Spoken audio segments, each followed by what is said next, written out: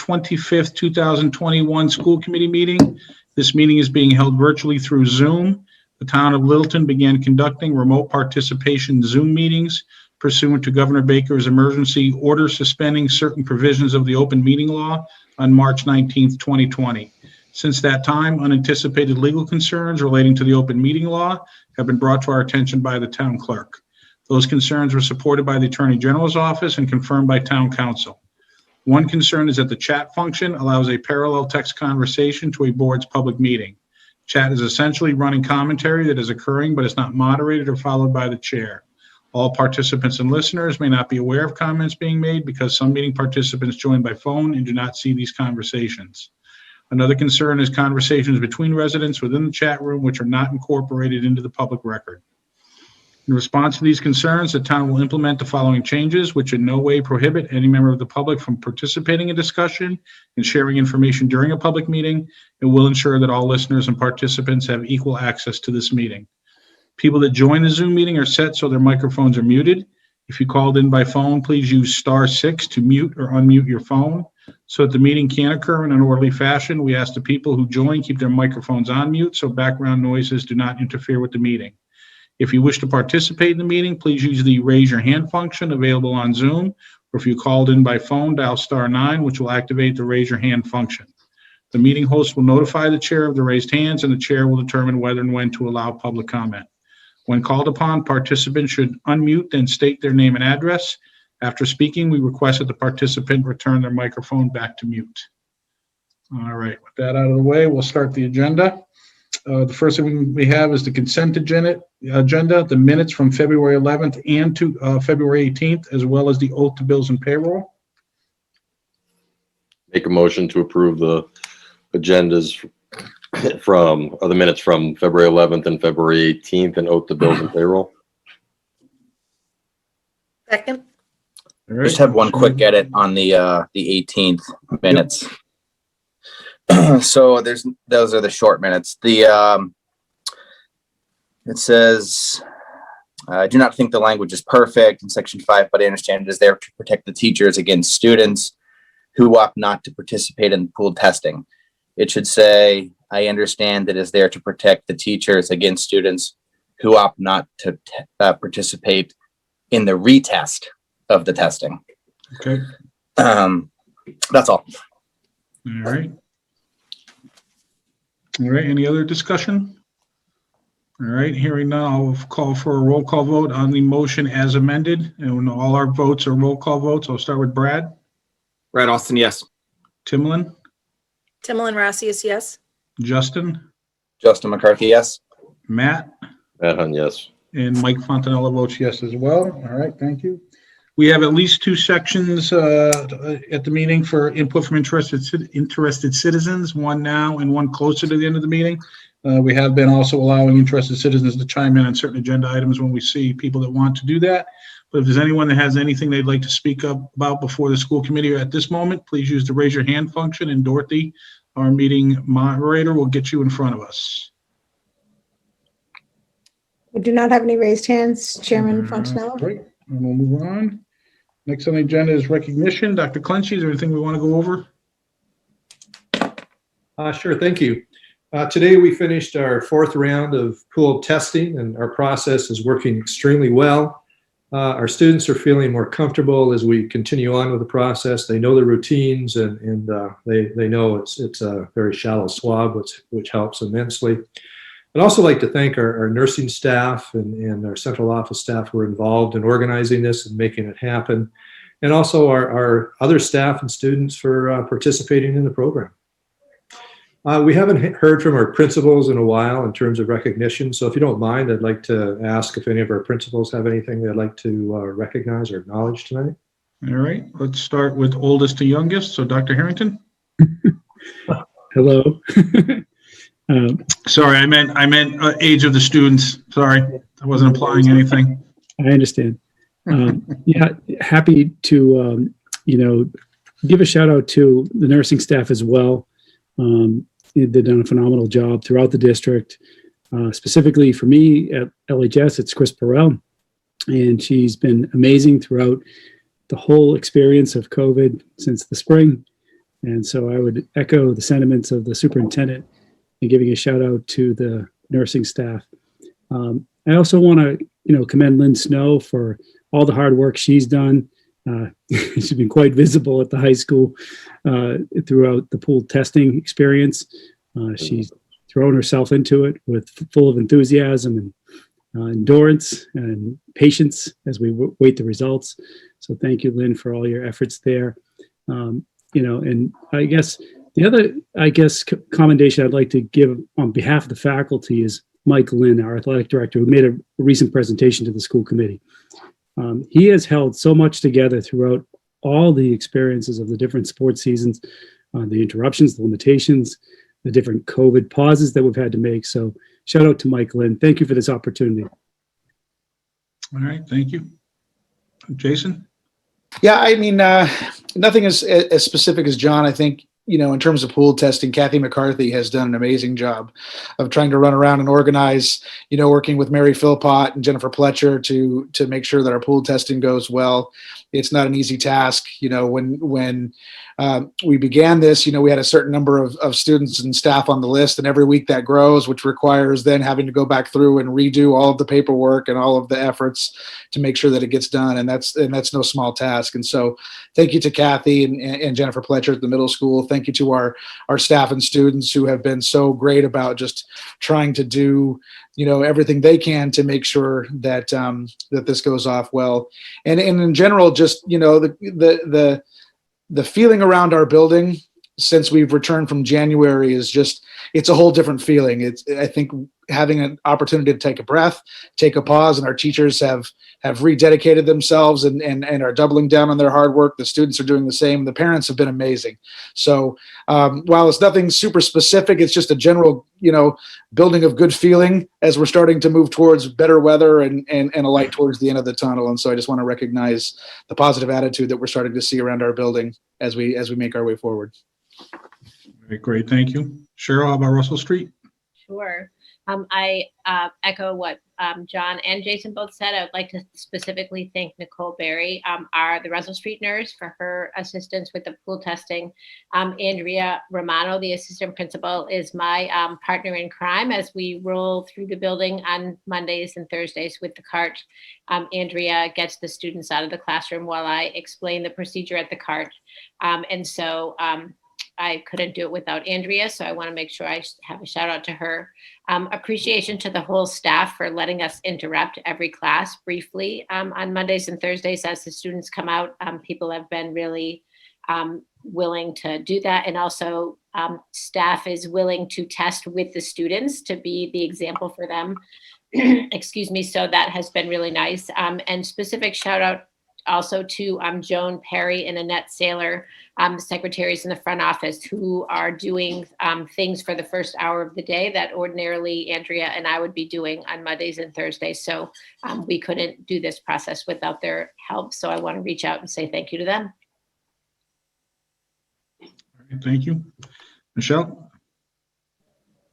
I'm going to take my time because I have a list. Sorry, Dr. Clenchy, but you asked for recognition. Start the music, Hillary. We're gonna right. sweep her off stage in 2 minutes. Get that hook. So the pool testing, Lynn and Mary Philpott and Rebecca Deacon, and we same thing like Cheryl. We roll through Monday and Thursday, but Mary Philpott is the key person I want to thank for that. I want to give a special thanks. We welcomed in 3 new preschoolers, 3-year-old children this week, to Mrs. Sturts, Mrs. Ritchie, Mrs. Donnarumma, and Mrs. McKeeman for really, really working so hard with these 3 new preschoolers that came in. I'm just blown away by their expertise, their work with them. All of our preschool teachers are amazing, but to have 3 new kids on a Monday after vacation was a feat in and of itself. 3-year-olds, I want to remind you, 3-year-olds. So thank you. Ms. Deacon for helping me out with everything all day, the staff, the hybrid staff, as we start to welcome in brand new kids next week for some kids for additional days of learning, some kids coming out of remote for learning. Thank you for your flexibility, the constant days after school, over vacation, moving desks and furniture, and to all the staff for supporting each other. Thank you. All right, great, thank you. All right, Dr. Clenchy, anything else you want to go over in recognition? I'm good, thanks. All right, great, thank you. All right, moving on to the agenda. The first thing we want to talk about tonight is a potential high school band trip down to Orlando, potentially scheduled for February 2022. Wouldn't that be awesome? Hillary Bridge, our music teacher, is here to give us the rundown. She's done this before. So Hillary, what's it look like for 2022? Hi, thank you for having me. So since 2013, the high school band has traveled to Disney World every 3 years approximately. So 2022 would be our next trip.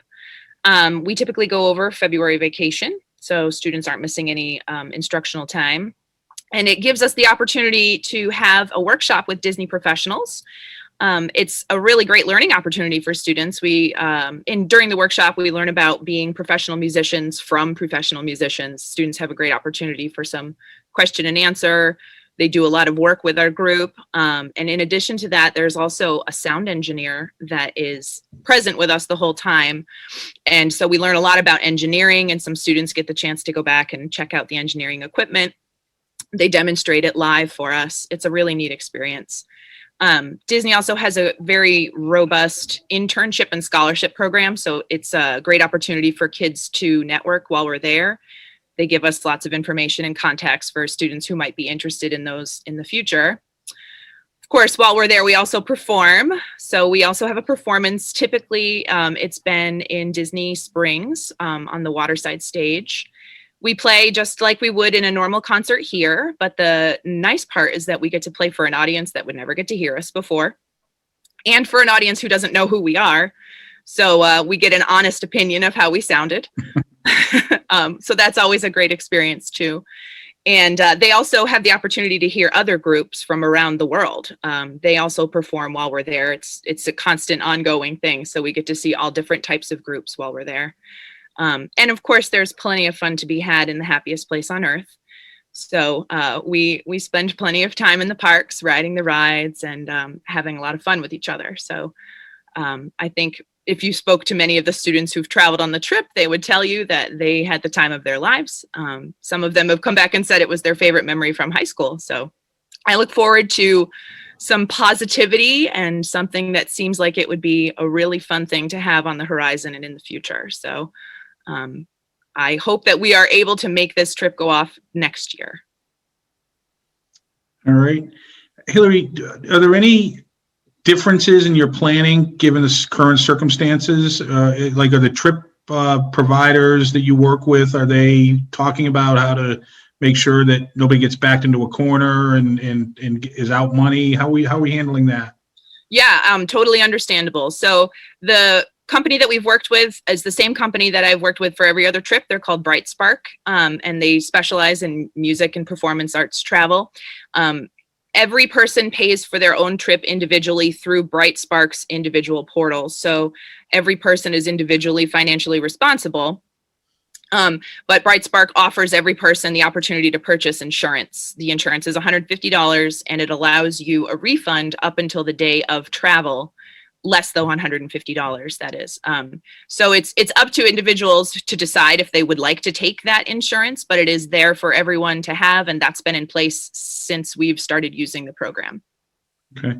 And give us a rundown of how a typical timeline for this trip, for the organization, the fundraising, the putting your deposit down and your final payment, all that kind of stuff, because this is more than a full year away, well, about a full year away. Yep. So we've already sort of begun. I just finished a fundraiser with the students. We had a donation drive through a company called SnapRaise. If anybody wants to donate, we're happy to take it beyond that. And then in the fall, we will hopefully be able to hold our Sweets and Sweets performance, even if it has to look a little bit different. And that has typically been a financial opportunity for us as well.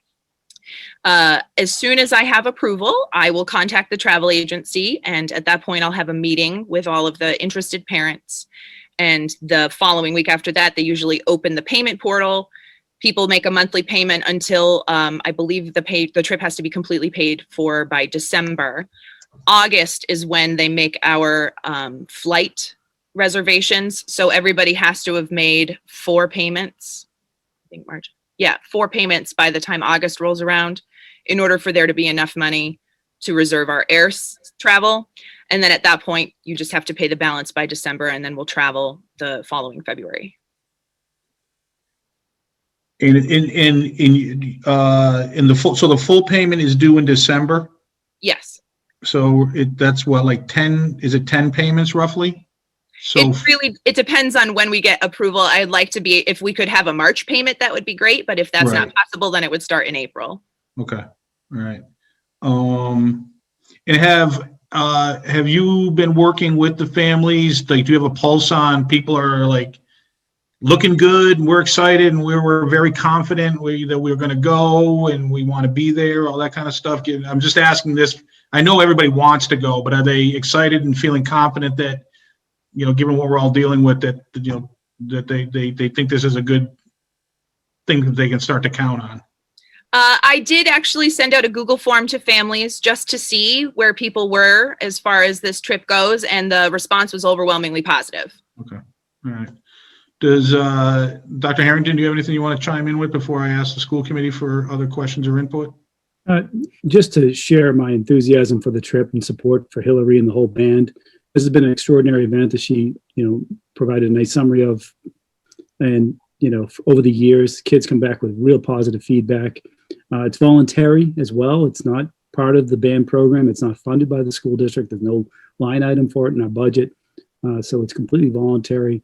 And I think given that we've been in the midst of this pandemic for over a year, everybody understands the risk with travel and different, you know, I've talked to some local neighbors, but also people in the town who have travel teams, who have tournaments out of the state for athletics.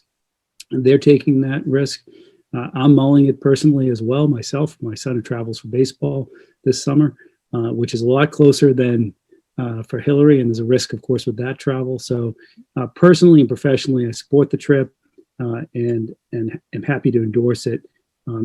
Obviously, understanding that everybody undertakes a risk here, potentially with the refund policy, and they should carefully look at that before they commit to the trip, given the experience of this last spring. Okay. Any other school committee members have questions or comments or input? Timlin? No, I just wanted, I mean, I'm in full support of this trip. My senior went 2 years ago, and to this day, it's been her favorite trip that they've gone on, especially working with the professionals at Disney. She talks about it a lot. So I'm so glad that you're able to maybe get this in for these students. Good luck with it. Thank you. All right. Anybody else? Matt? Yeah, I just want to say that, you know, over the years, working in school committee, I've heard nothing but great things about this trip. So I'm excited that we would have the opportunity to do it again next year. So I would definitely be in support of it. Thank you. All right. Justin? Hey, fully in support. Thanks for including the presentation with pictures, and we get to see smiling faces. It was like a blast from the past to see people without masks. So it's pretty awesome. So hopefully your experience next year is similar to what you've experienced in the past. I'm very hopeful for you, and I fully support the trip. Good luck with the fundraising. Thank you. All right. Brad, any thoughts or comments?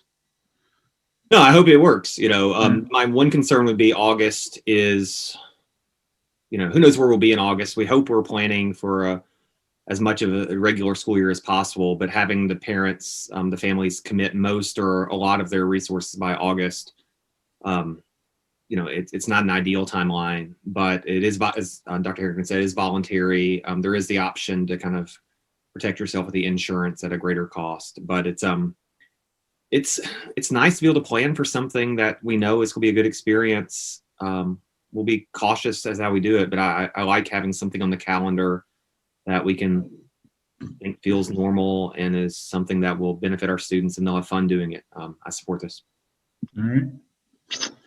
All right. This is a out-of-state field trip, so it does require a vote by the school committee. So at this point, I will entertain a motion. I'll make a motion to allow the high school band trip to Florida in February of 2022 with Mrs. Bridge. Second. All right. Motion made and seconded. Any further discussion? Seeing none, I'll go for a roll call. Brad, Brad Austin, yes. Timlin, Timlin Rassius, yes. Justin, Justin McCarthy, yes. Matt, Matt Hunt, yes. and Mike Fontella votes yes as well. Thank you, Hillary. Appreciate all the work and effort that you put into this trip. This is, like you said, it's a big deal to the kids. I'm sure it's very rewarding for you, but let's not kid ourselves. It's a lot of work, and we appreciate it just as we appreciate all the work that goes into the DC trip for the middle schoolers and everything else all our staff does for us, well beyond their typical workday. So thank you. Good luck, and hopefully in the spring of 2022, we'll get a presentation on how great Disney World was again. Thank you. Thank you very much. I'd be happy to show it to you. All right. All right. Next on the agenda, we're going to have Katrina come in and give us an update on the health metrics. We had a little break from that because we were on break last week. So let's see where we're at. Katrina? Hello, everyone. I hope everyone had a good break. So here we go. Let's just dive in. So as everyone can probably tell, given everything that's happened over the last few weeks, we are looking so much better than we were at the beginning of January when we peaked. So these are the four main metrics that the state has been tracking. There was, when I looked at the testing levels, there was a little dip in testing over the 3-day holiday President's Day weekend, and also a dip the Friday, Saturday, Sunday at the end of the break. So people were definitely traveling and not necessarily testing as much, but it was nice to see that the middle of the week was pretty steady compared to prior weeks. So that's great.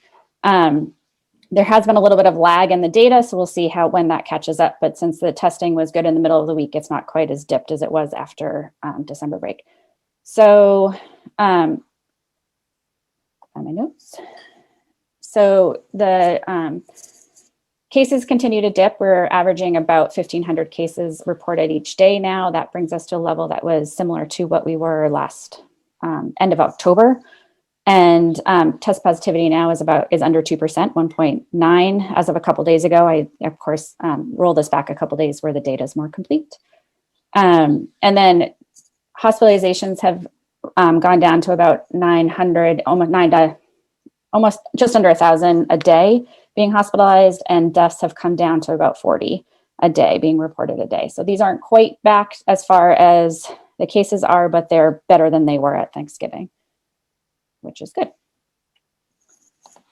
So getting into some local data, I've seen a couple comments crop up over the last couple weeks, and I really want to clarify this, make sure everyone's on the same page. There's been some comments that our population is close to the threshold of 10,000, and depending on which website you use, we are just under or just over. So I just wanted to clarify that where the population numbers come from that the DPH uses, they use data from the UMass Donahue Institute, which estimates Littleton population at 9,756. So I know that's different than what our town census is, but there's some methods behind that also look at age, sex, some other demographics that our census data doesn't give us. So there's a reason for using this group's denominator.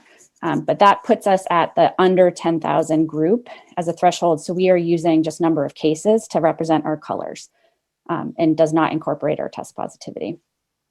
So this is also, we've always had this problem since we started talking about this, about what do we do with our town being so small and our rates kind of change all over the place. They have bigger swings. So that's part of the reason why when I do the rates, I aggregate for border towns and surrounding towns in that 495 belt when you think about Mike's bullseyes from the beginning of fall. So that's part of the reason that we're trying to smooth the data by looking at a regional estimate and not just Littleton. So that's why we are, Littleton is in the under 10,000 group, but we're looking at groups that are bigger and more stable estimates. So back to Littleton. So this is the number of cases reported in the last 14 days. So 2 weeks ago, we had 44 cases. That was a little bit of a rise up. And today we had 20 reported. So this is the first week back in the yellow, which is a relief, since November 14th, so mid-November. So this is a nice trend to see. And then when we look at the rates per 100,000 so that we can compare all those areas, this is from today's DPH report. The Littleton's rate today was 14.6 per 100,000, which is lower than 2 weeks ago. And it's similar to where we were in mid-November. And when you look, all of the trends for all the areas we track are in the same little, they've all declined to be almost in the same little area. So we've rapidly come down and stayed down, which is great. Again, that lag from reporting from last week, I don't know if we'll bump up a little bit and hopefully come right back down, but the lower our rates get, the easier it is to come down. So the more we can keep our cases low, the better. This is test positivity. So this is the number of total positive tests over the number of people tested in a 2-week period. And the number of tests we had this 2-week period was about 1,200 tests, which is about 10% lower than it was the 2 weeks ago, which was about 1,400 tests. The test positivity reported today was 1.79%, which is nearly a 1.5 difference than it was 2 weeks ago. So again, a steady decline down over the last 2 weeks, actually 2 reporting periods. Like the rate trend here, Littleton, sorry, that's last week's note. So everyone again has continued to come down in the last couple of weeks. So we had a little bump up, but then we came right back down to be right with everyone else. So again, a great sign that the fewer cases we have, the easier it is to come back down. So let's look at some school data. So this is the DESE reports of cases that occur during school hybrid in-person school time. So this week there was reported of 373 cases among students and 209 among staff. And that is for the period that ended yesterday, and it would have included the break time. Like it wouldn't be in-person days, but it just would have been a shorter period for people to be in person. So again, this might be slightly depressed at the end simply because of at the holiday February break across the state. We'll see what happens to this next week. All right, these are every week the state reports on clusters, so you can kind of get a feel for exposures happening in different environments, and these are the ones for schools. This comes out weekly. This week, again, there were 13 new clusters reported between January 24th and February 20th, so about a month, which is slightly fewer than the ones 2 weeks ago when we last presented, we saw this. And the average number of cases per cluster was about 3.4, and average number of close contacts was 5.5. So remember that when rates are higher in communities, you're more likely to see cases arise in your school population. That's what DESE tracks. And when there are cases arising in your school population, you're more likely to see clusters. That's what this data tracks. So that's like the progression of how cases glide through. So this is our health notification letters sent by the schools right to us parents. To date, we've had 38 total cases, and that includes remote or in hybrid situations or vacation weeks is just total, of which 30 occurred during times when school was in person or among the hybrid students or staff. So what is not quite incorporated yet is the pooled testing data. So as Dr. Clenchey reported, there's been 4 rounds of testing. So the Monday to Thursday, groups. Lynn and Dr. Clenchey both shared with me today that the first 3 rounds, they had 0 positive cases, which is amazing, or positive pools. So there was no need to go look for individuals. So that's amazing. And good things to know. I'm hoping today's group will also follow that trend. So I didn't actually have to update this graph, which is lovely. This is the cases of people who are in the buildings, it's broken out by school. And again, that's kind of scattered across all of the schools. There's no one single school that seems to be having a worse experience than the other, which is, again, something that you're hoping that it's individual isolated events and not something transmitting in between. So this is actually, my son is there testing at Russel Street. This is a tweet that was posted that first day. And I just wanted to say that I'm actually thrilled that we are doing this testing. I think this is one of the best ways for us to get, up to this point, we've been trying to piece together information that is, it's the state data, it's the town data, and none of it really helps us figure out what's happening in the school. And this is the first time we have information that's happening directly on the student and staff population who are in the buildings. And I think this is really valuable for helping to make decisions and understand what's happening or not happening.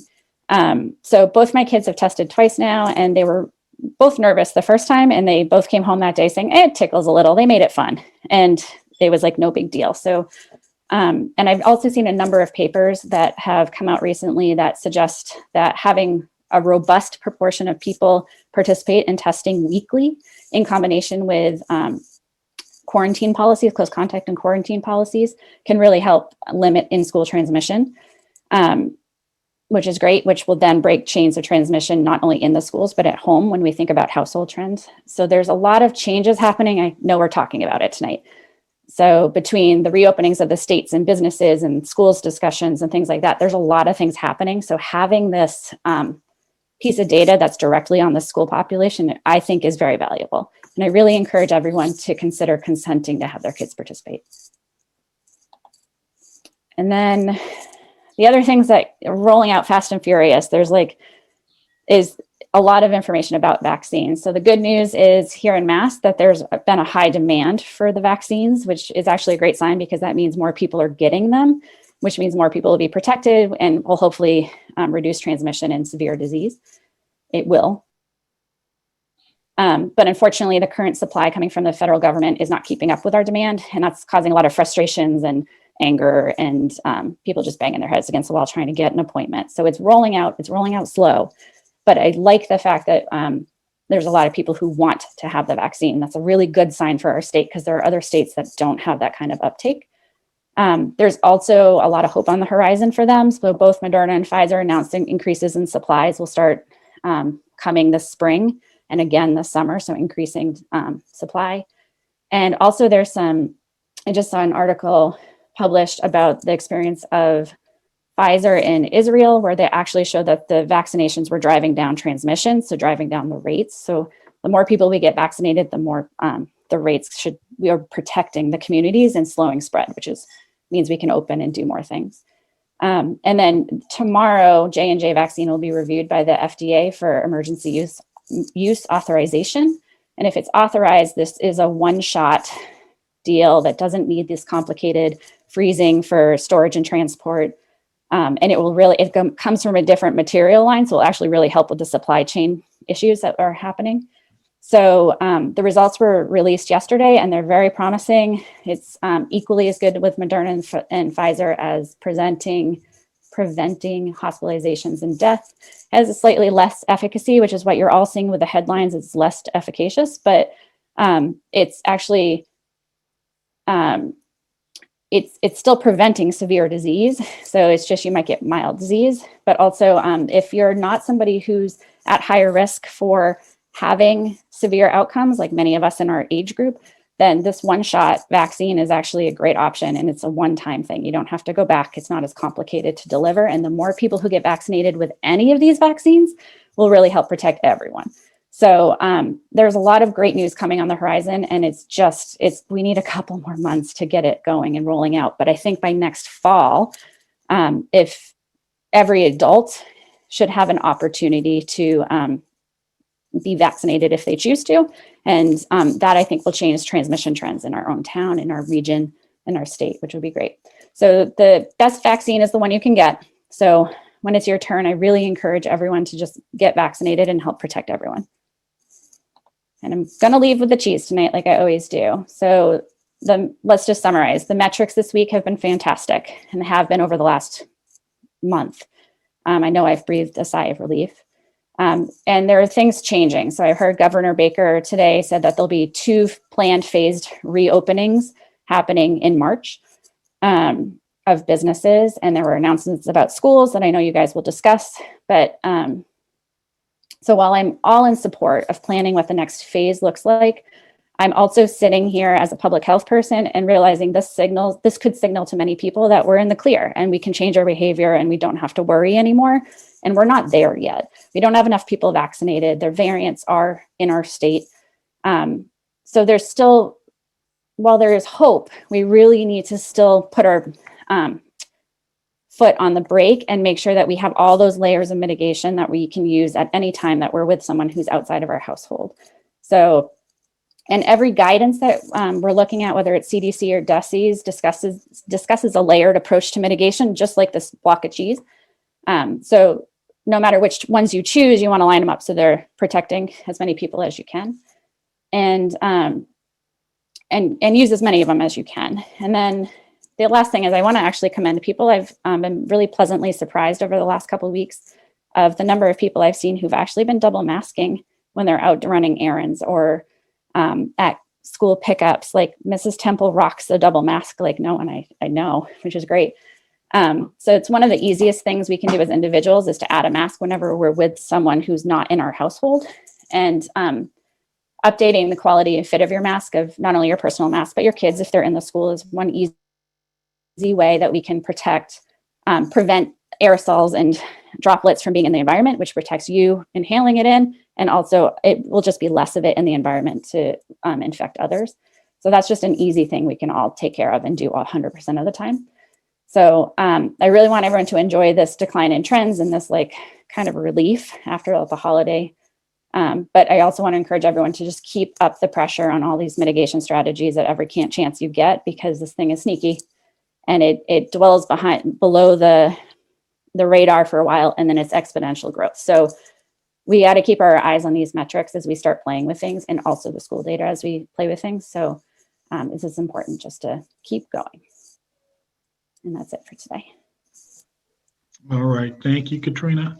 Any school committee members have any questions or comments for Katrina or on what she presented for us?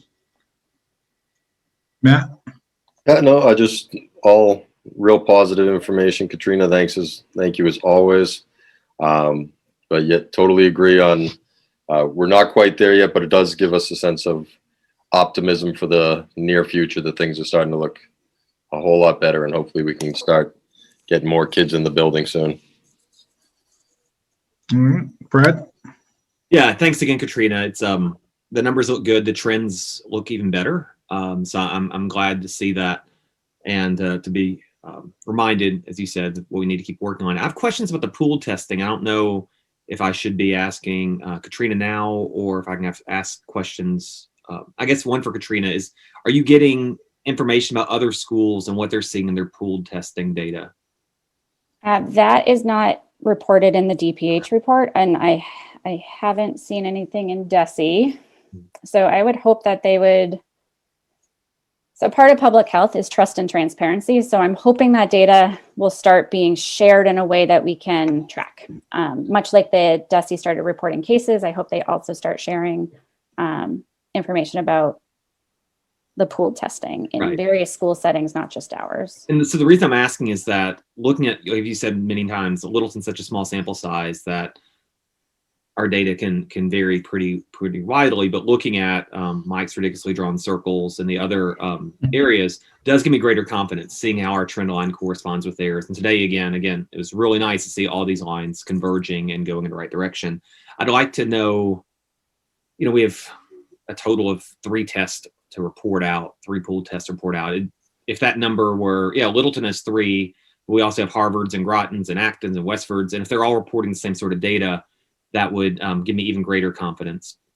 So if we can find that data, I would love to have it. It's more anecdotal right now. Like I have a friend in Harvard, and I kind of get a feel for what they're doing. They have 0, 1, 2 cases depending on the week, and it's been that way since the beginning of January. That's helpful. Reassuring and helpful, but it is, unless schools make that public, I don't even know where to find it. It's not in one aggregated spot for me to find. If someone can find it, happy to help look at it and figure out how to use it in a meaningful way. Kelly, you had your hand up. Do you have something to speak to about that? We have to remember that pool testing is relatively new. We've had 193, I think, districts sign on recently. So we're in a catch-up mode right now. Most of the attention is on the vendors to make sure that they are able to get our results back within a 48-hour period. I'm sure as we continue with pool testing, they'll start building sites to report out on a number of districts. I do have to say, though, that our provider, along with the other providers, have told us that they don't recommend that we report out. If we have a positive pool, we contact those parents. We have to always be conscientious of FERPA and HIPAA laws. And so what the state is going to do with this is unknown at this point in time. I would imagine that there will be dialogue fairly soon about what they can report. It's much easier to report with a larger aggregate than it is in a smaller setting. So a couple of other updates too, now that we're talking about pool testing. Yesterday, the state announced that they're going to continue the free pool testing program to April 18th. It was originally going to end on March 28th, so that's another 3 weeks of free pool testing for us. And Lynn also has a few updates that she'd like to share with you. Thank you, Dr. Clenchey. So just to piggyback on that, I think part of the reason why DESE's recommending that districts aren't doing mass communication on the results of the pools is also to avoid unnecessary worry, because it's great news if we're reporting out no positive pools, but if the district has 3 positive pools and we report that out, then people are going to start wondering who's in the positive pool. Is somebody in my child's classroom? So there are some districts that started pool testing early on that were reporting it out and are actually kind of dialing back on that because they've seen some that hasn't been a wonderful thing. But I think that there's a way that we can communicate that out and provide the information so Katrina can embed that into her presentation.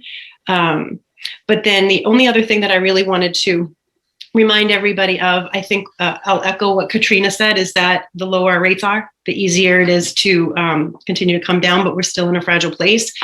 Everybody really needs to continue to remain vigilant. I want to remind and emphasize everybody that they need to be reviewing and doing the daily attestation, because what we don't want to occur is for the pool testing to provide any false sense of security or to be used as any type of pseudo-diagnostic test. So we don't want mild symptoms coming into the building, because that could then be bringing symptoms and then cases into the building. So if there's mild symptoms, students need to stay home, staff need to stay home, and we don't want them to be potentially bringing or carrying anything into the school. So the only other thing I want to say is please consider participating. We have had an increase in our consents, which is great. I think we've had roughly about a 10%-ish increase, which is great, because this is really our only second week pool testing. But I do want to encourage any parent or staff, if they're on the fence or they're unsure, please reach out to me, send me an email. I'm happy to call you and talk you through it, just to help you make the decision in either way. But we really do want to get more consents in, because we want to reach that 80% so that the data really are meaningful.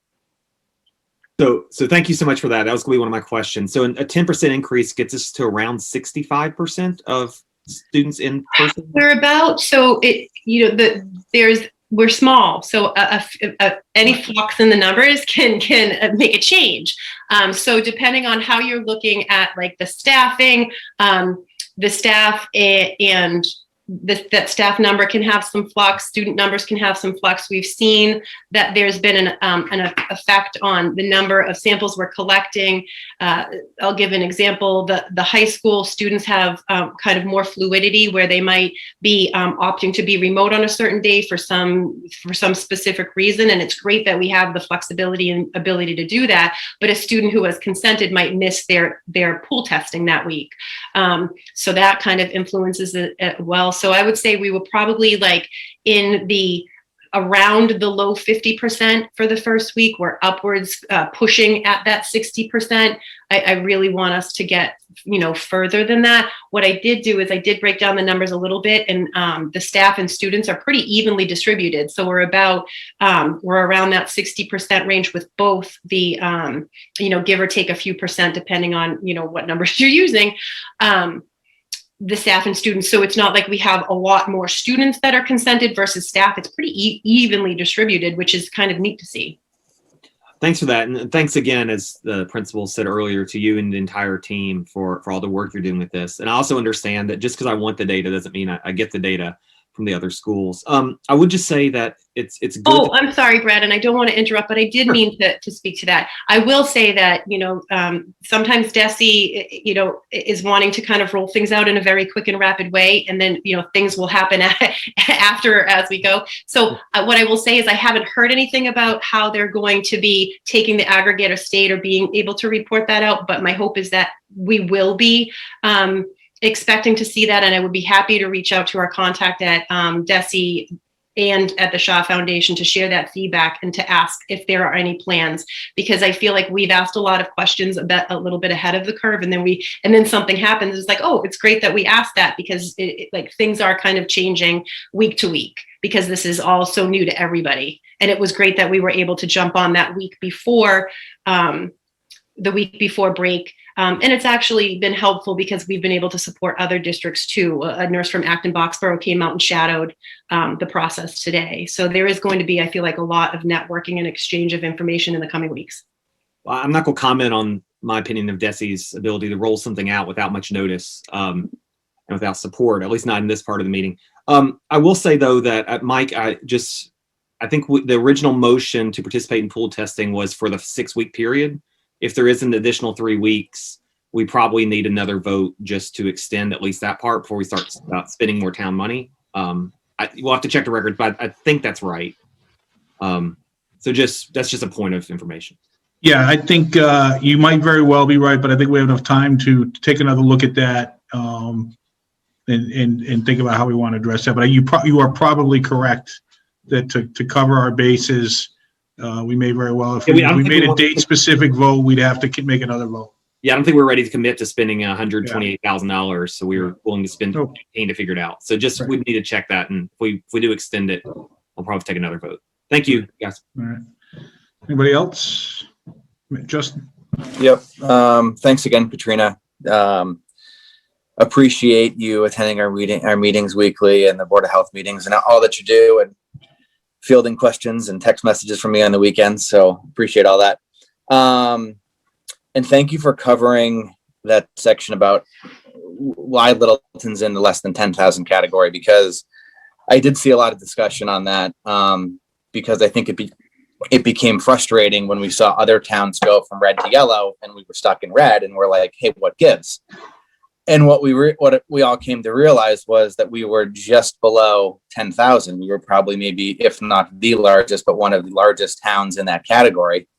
And when we saw other towns go to yellow, they have half as many people. So if we had half as many people, we would have had half as many cases, and we potentially could have been yellow as well.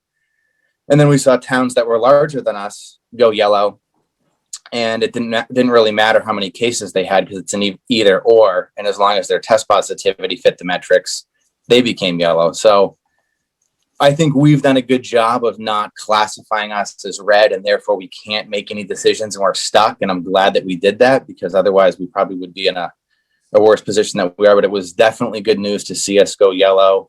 And if you give it some thought, maybe we could have been yellow. Yeah, I don't want to harp on that color. Like, I think it gives you false security either way. And it's where I think the trends week over week are more meaningful than what color we are in any given week. So the fact that we are going down, and we've gone down pretty precipitously over the last 2 weeks. And when we were still red and everyone else was yellow, we had actually had an uptick. So Littleton's kind of ridden high in our area compared to other towns when you consider population and take that into account in the calculation. So for some reason, we ride a little higher. It's not just because we're only doing number of cases. Even when we do rates, we ride a little higher. So anything we can do to help bring our cases down, and the lower we get them, the easier it is to keep it there. So just keep in mind, like, don't focus on yellow. I say it because it's a data point, but right. But it was great to see us cross the threshold.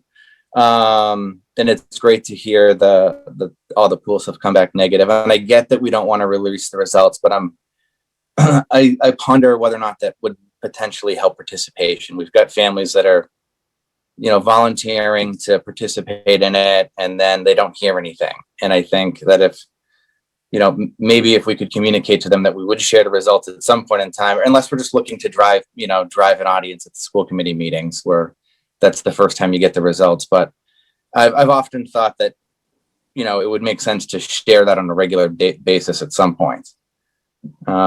Mike, you look like you want to say something. Yeah, one thing I would caution with that is, if you are participating in the pool program, you do get information, because absent notification, that's information.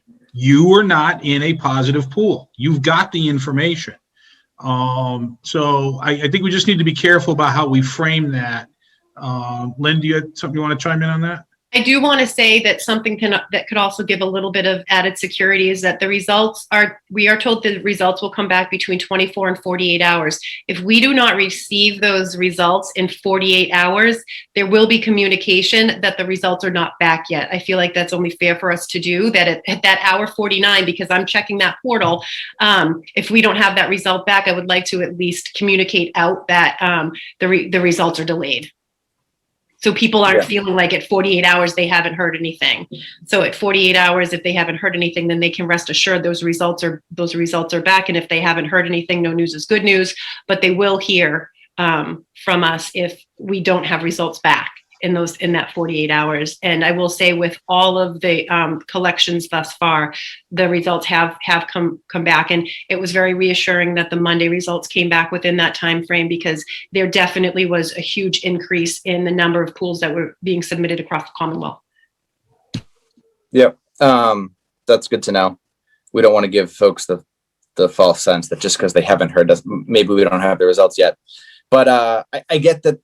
If you haven't been notified, it means your pool isn't positive, but as we've said many, many times, we're all in this together. And I think that since we're trying to get everyone to participate, it would probably be helpful to share those results on a somewhat frequent basis. Then, I just want to reiterate that the numbers look good. And in terms of the participation, hopefully we can do some things to drive participation within the student population. It's interesting that it's like 60-60 faculty and staff and families as well. I kind of see the staff as more of a captive audience, where maybe we're not going to let, it's not like they don't know that it's, so that basically means to me that maybe 40% of them have chose not to participate. And with the families, maybe it's like 20% don't know and 20% are choosing not to participate. I don't know. Just something to think about. But thanks again for the data. I appreciate it. All right. Anybody else? All right. Before we move on, I do see a hand raised. Dorothy, you want to see if we can get that person up with us? Demetra Taylor, please state your name, your street, and your question, please. You're muted. Demetra? Gone. Okay. All right.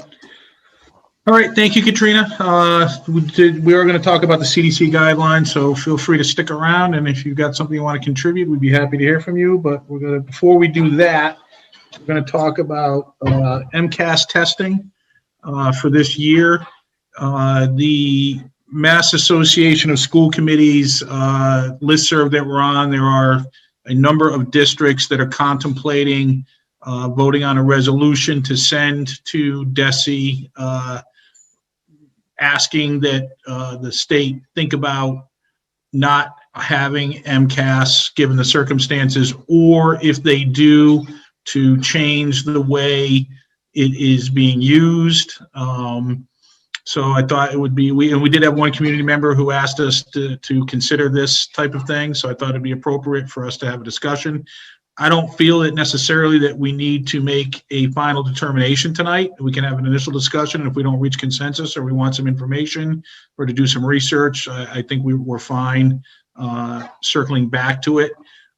Before we have a discussion amongst ourselves and get our own input, I would like to ask Dr. Schcmte and possibly Beth Steele or anybody else from the administration team what your thoughts are about how you're approaching MCAS, if you're supportive of just sailing along as we normally do, or if you have some concerns that you would like to bring before the school committee. So Dr. Schcmte. Sure, thank you.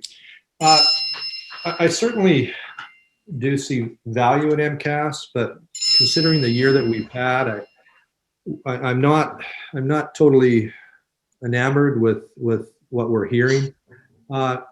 Just so everybody knows, the Biden administration has stated that they're not going to give any waivers for giving standardized tests, but they will agree to waivers to not use these exams for accountability basis or accountability measures, which is something that I'm sure you saw the email I sent out to the school committee.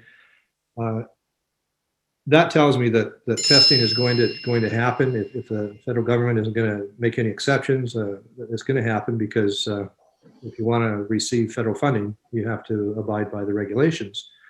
But it would be really nice if those exams were not used to determine accountability status and they were used by individual schools and teachers to determine student learning. I think that would be the best way to do it. One of the things that really is concerning to me is the state at this point in time is not giving any consideration to having these exams written at home by remote students. They're expecting all students to come in. I think that in itself is extremely problematic and certainly would skew the results if they were used beyond the school level. So my recommendation would be, if I had that wish, would to be a little more flexible in terms of how these exams are administered. And if our students are remote, I would like to see them be able to write these exams at home in a remote setting. It's not as if these standardized exams are counting for assessment purposes.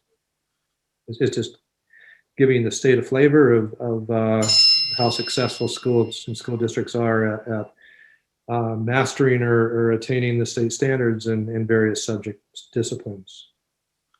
Can I ask a question? So if the state is not going to allow students to write the exam at home, then families could still opt not to take it, right? They would just say, look, we're not coming in, we're a remote family, we're just not going to do it.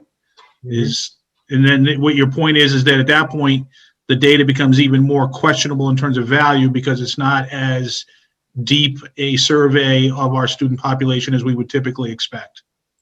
That's correct. I mean, we've had discussions around the administration table that, if what happens if they're not going to allow this.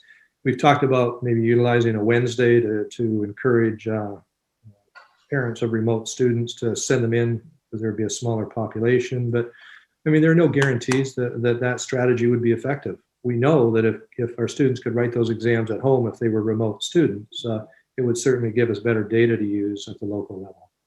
And have you guys started discussions on, I mean, typically the MCAS is administered, every student in a particular grade takes it the same day, correct me if I'm wrong.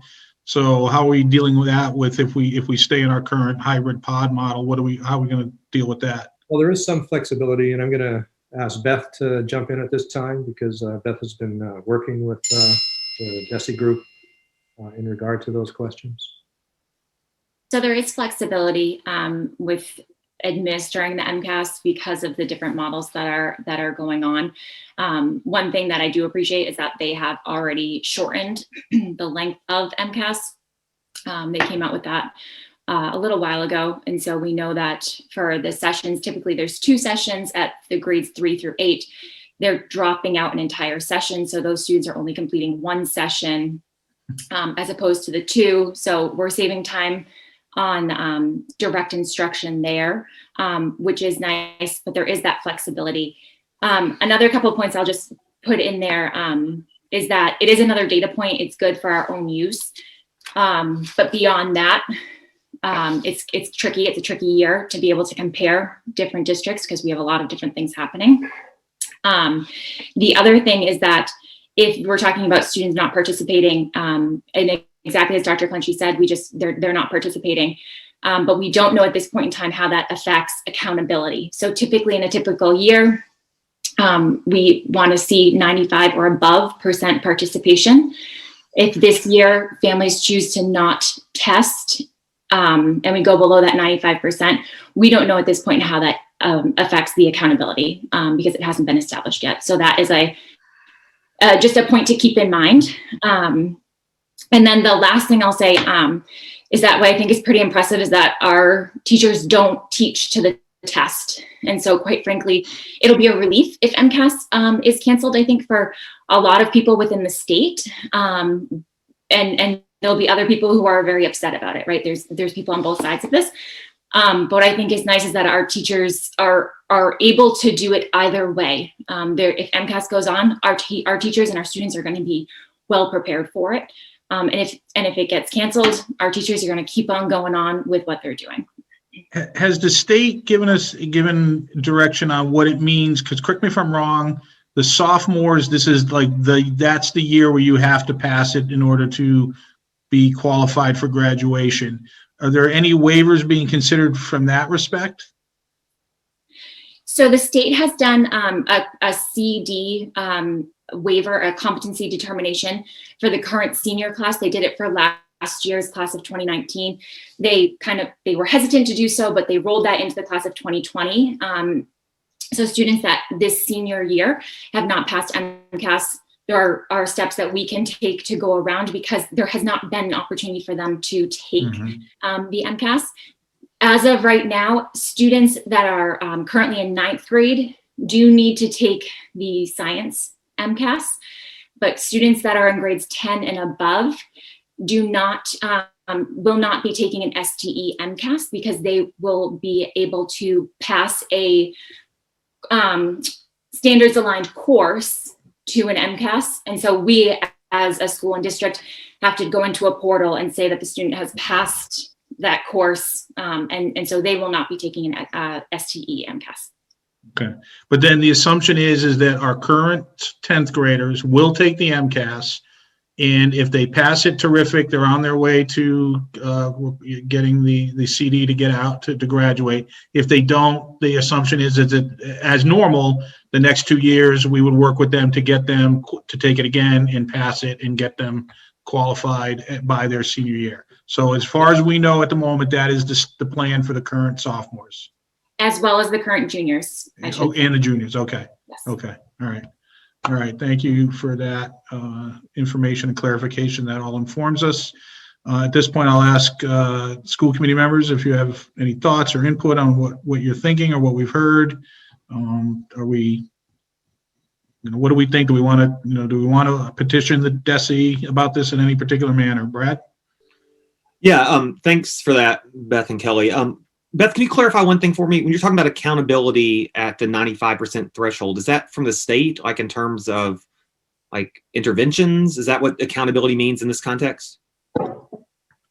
Yeah, so the accountability is the whole accountability system. One portion of the accountability system is that we have to show that 95% of our students sat to take the test. And so if we don't hit that 95% participation rate for the MCAS, we get basically marked down in our accountability. Okay. And so thank you for that. So that's the accountability that, according to what Dr. Clinchey just said, that the Biden administration is saying they can hold us harmless or whatever they want us to take the test at the federal level, maybe withhold federal funding if we don't take the test, but they're not going to be enforcing this kind of threshold? Is that? They're willing to do that, Brad, but the state would have to apply for that specific waiver in order for that to happen. So that's going to happen. Okay, that makes sense. Yeah, and that's going to happen because there's no way we're going to get to even Littleton, who's doing better than most districts in terms. No way we're going to be at 95%. That's never going to happen. Forget it. I'm not even worried about that because it'll be so. Yeah, that's fine. Well, then I have a couple other thoughts. One is I'm not a huge fan of standardized tests anyway. I understand they provide some valuable data, but there's if we could minimize their importance in our schools, I think that's better. I think the idea of bringing kids into school, it's certainly if we're still in a hybrid model where they're doing it not in school as 5 days a week, certainly, or having them come in just to take a standardized test is it's not optimal. And then I'm worried about stress and anxiety. It's one of the things we're hearing a lot about with students anyway. A lot of kids get stressed about these things. Certainly, high stakes tests can do that. My question for Mike or for the committee is that if we think that if there's going to be a federal mandate that this test kind of has to happen, I want to see the resolution before I'm willing to vote for anything. So it seems like our pressure point, our lobbying with the state, may be better spent to lobby for different testing locations, like Kelly's talking about, is that it's not take it, don't take it, use it, don't use it, but allow our remote students to take it home. That may be what we push for. Let's have the testing model replicate the instructional model of the year. That's just my initial thoughts of this. Okay. Anybody else? Matt? Yeah, no, I agree with Brad on mostly everything he had to say. My only question is, taking it at home without a proctor present, they might be worried about, kids cheating and skewing the test exams. That's the only thing I would think might be problematic with that. But on everything else, I'm totally with Brad. All right. Justin? Yeah, I'm with Brad on most of that too. I'm, the reason why I wanted it on the agenda tonight was just to get a little bit more comfortable with the topic, since it's the three of us, first year on the school committee. But if we're asked to take it, I would certainly support taking it because I think it will provide a valuable data point. I'm happy to hear that it's not, that the test has been skinny down a little bit because there's been certainly some reduced in-person instruction this year, and I wouldn't want to take another day away or additional days away just for the MCAS testing. But I see it as a valuable exercise to go through if we're asked to, and I wouldn't suggest resisting the test. I would let's just take it and see how we scored against previous years, and we might be able to use it to identify sort of some gaps in learning that we can work to sort of narrow in the years to come. All right. Tim? I pretty much agree with everything everyone said. I don't have anything further to comment. All right. Brett, you have no comment? Yeah, I want the minutes to reflect how uncomfortable Matt and Justin are agreeing with me. More importantly, I had a question for John. I know, if I recall correctly, you presented to us a month and a half ago about students who'd won Adams scholarships, which I believe was based on MCAS scores and that won them full tuition at state universities. I don't know I wonder if you can speak to, remind me if I'm getting that right, and what getting rid of MCAS last year, maybe this year, how it might affect those students. Yeah, we're all waiting for announcements from DESE on how the impact with the waiving of accountability, potentially at the federal level with different options for various states have different accountability mechanisms and applying for different exceptions and waivers from the federal government. We'll see where that goes. But as far as that specific question, I think we'll have to see what DESE's guidance is on that. There's a lot of questions about the validity of the exam that have already been raised with the remote students taking them at home, and even just the quality, the interruption. I would say our teachers are putting forth a really good faith effort to provide the best instruction possible under the circumstances, but we know it's not where we'd like it to be in terms of just the disruption that everyone is experiencing, people at home and things like that. So, I certainly would wish that the state would provide another waiver on some level and trust our teachers to provide real quality assessments to gauge the quality, where the gaps are in learning. I'll speak for Littleton High School at that level. I am concerned about the participation rate, the stress anxiety that Brad has pointed out as well, given everything that everybody's dealing with. But we'll do what we need to do, as we always do, throughout the district and at the high school specifically. But we'll see what they say about the the Koplik Award as well as the John Abigail Adams Award. I'll follow up on that tomorrow to see if there's anything we missed about that, if anything's been spoken to about that. So thank you for bringing that up. John, were any of your students affected last year? Because we had an alternate CD for them. It was waived last year. Yes. Yeah, I'll take a look at that, Kelly, and find out what just exactly what the exception was and how it was granted. Last year's graduating class, it's based on when they took the test in sophomore year. So Kelly, probably they were all set at that. Given our numbers at Littleton, our students had it's based on their sophomore performance and any retakes after that. So we were probably in good shape. If I can jump in, they just came out very, very recently that DESE is ensuring that there is still opportunity for the Adams scholarships and other mastery certifications.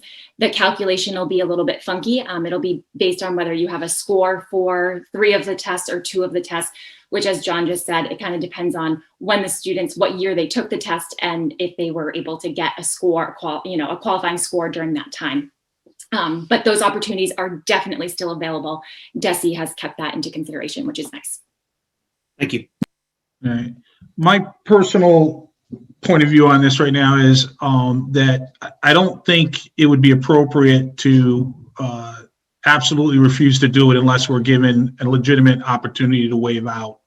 Absent that, I think we should do the best we can. I hesitate to advocate for allowing people to take it at home.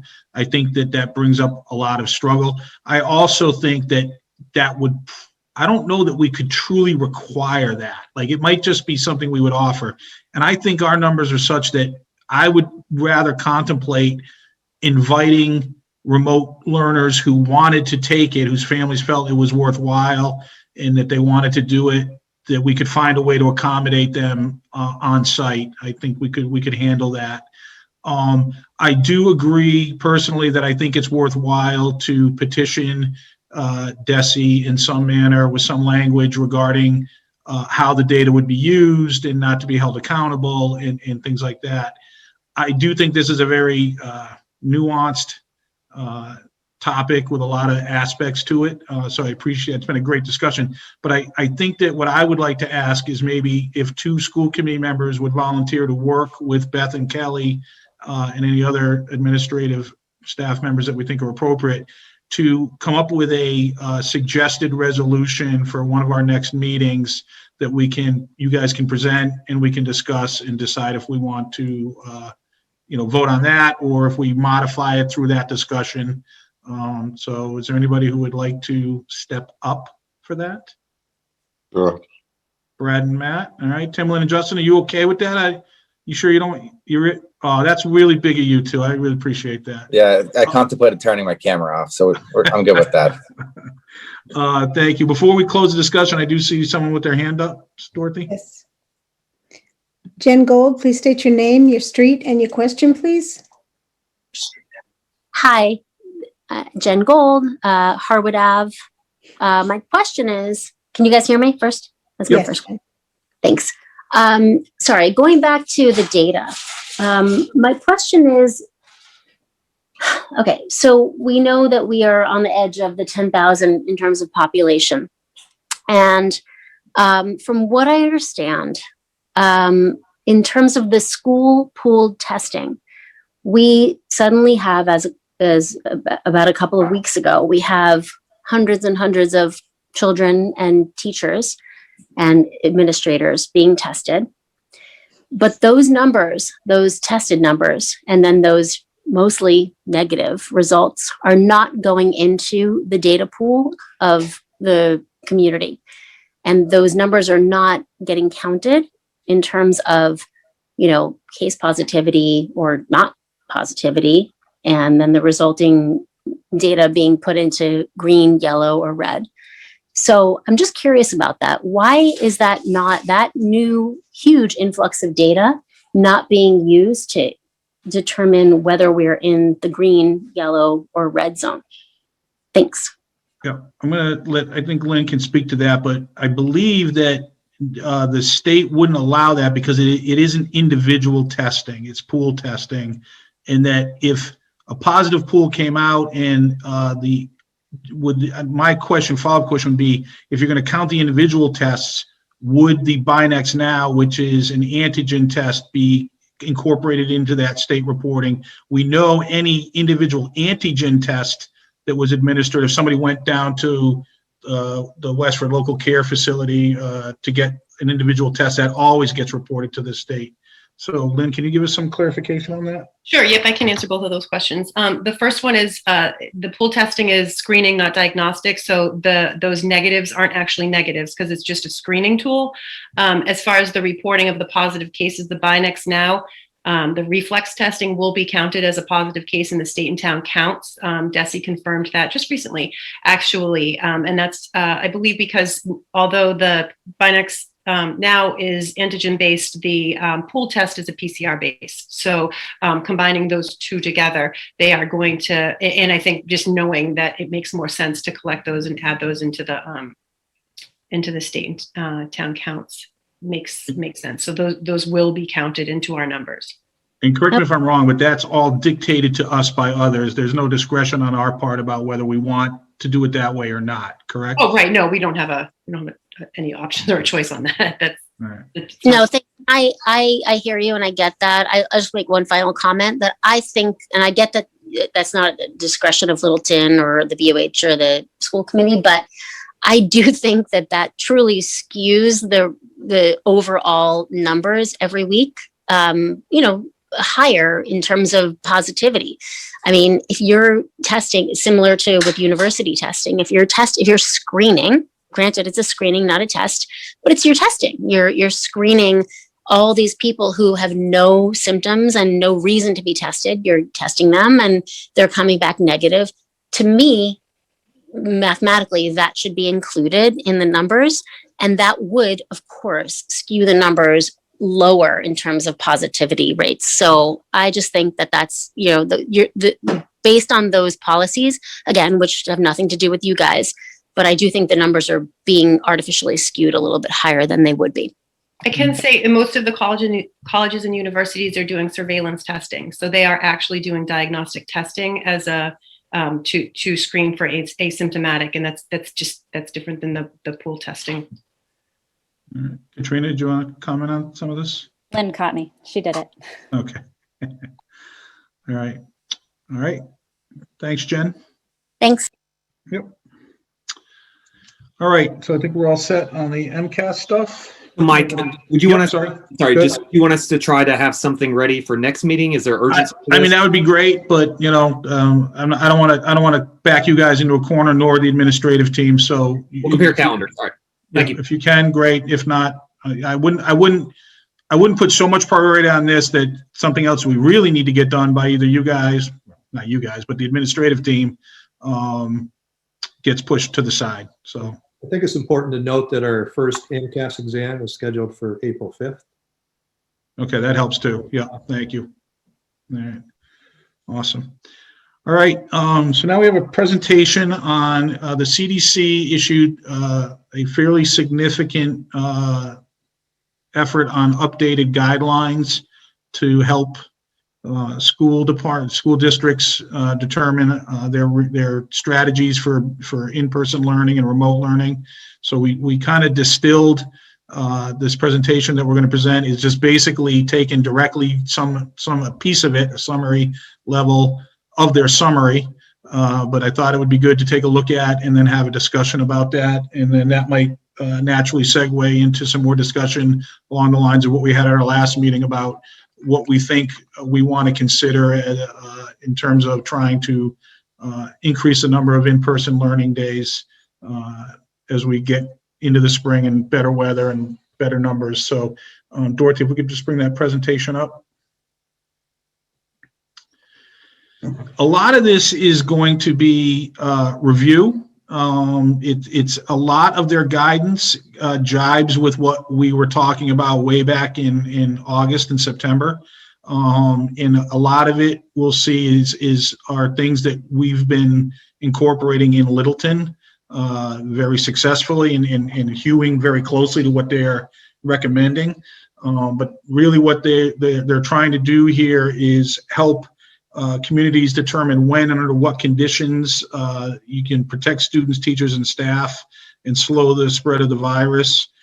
They talk about it is critical for schools to open safely and as soon as possible and remain open, and that it's important to adopt and consistently implement the actions to slow the virus both in the schools and the community.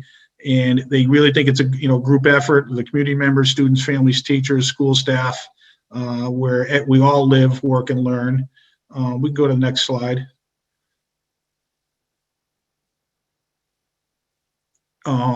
They are saying that the evidence suggests that schools that have opened and have implemented mitigation strategies have been able to, open and remain open, at least in some form.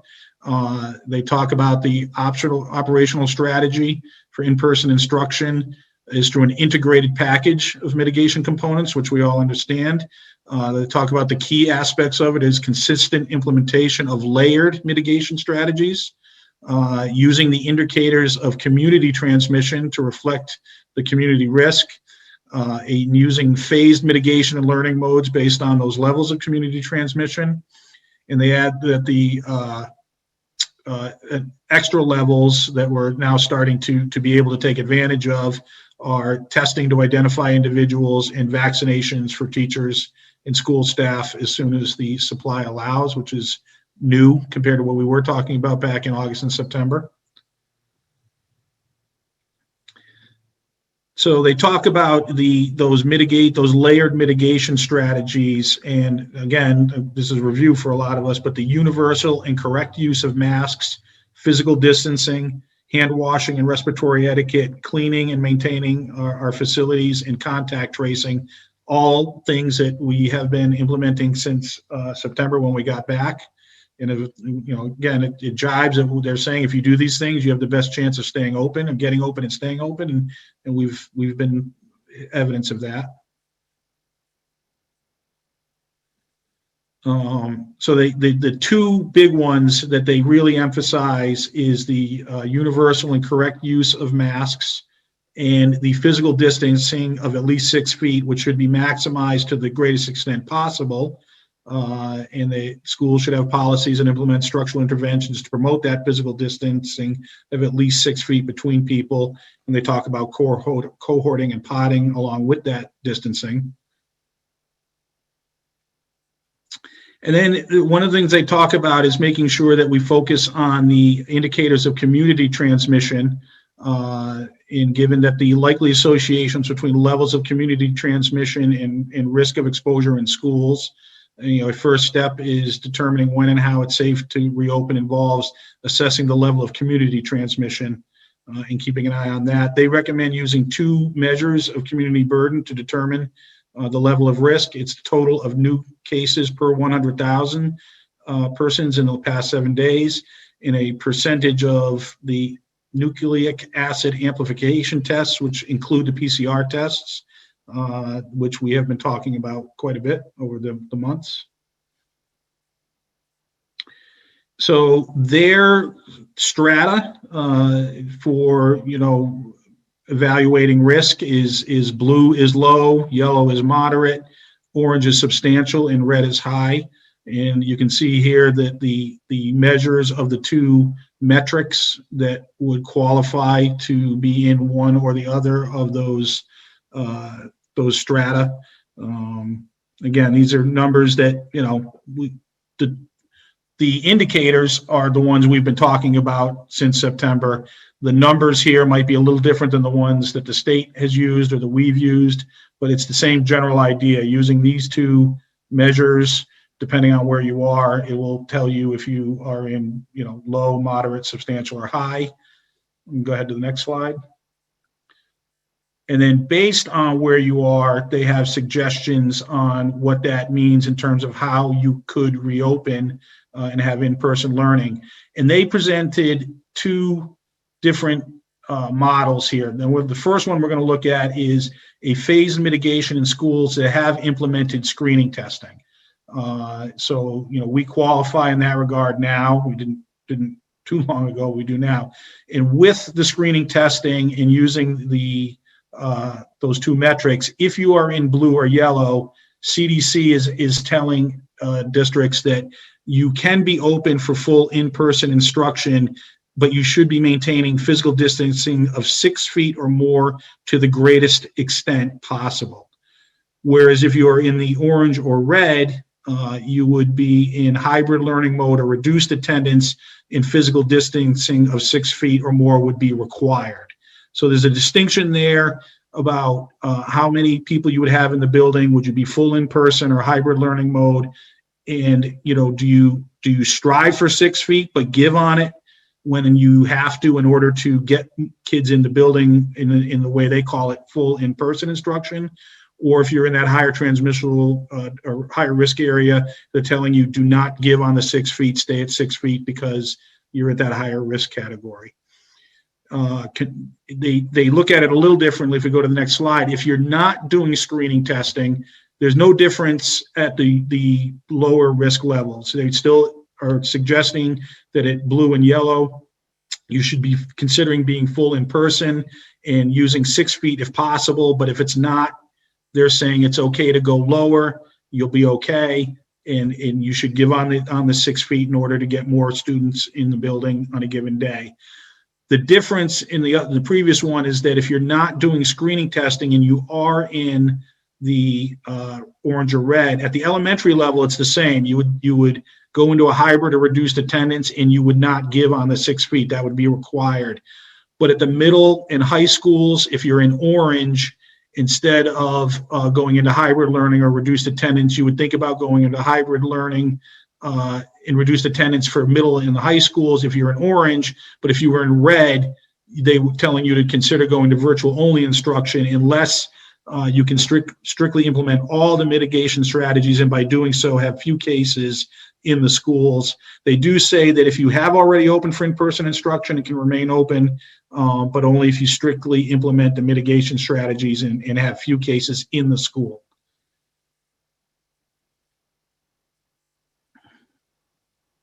Go to the next slide.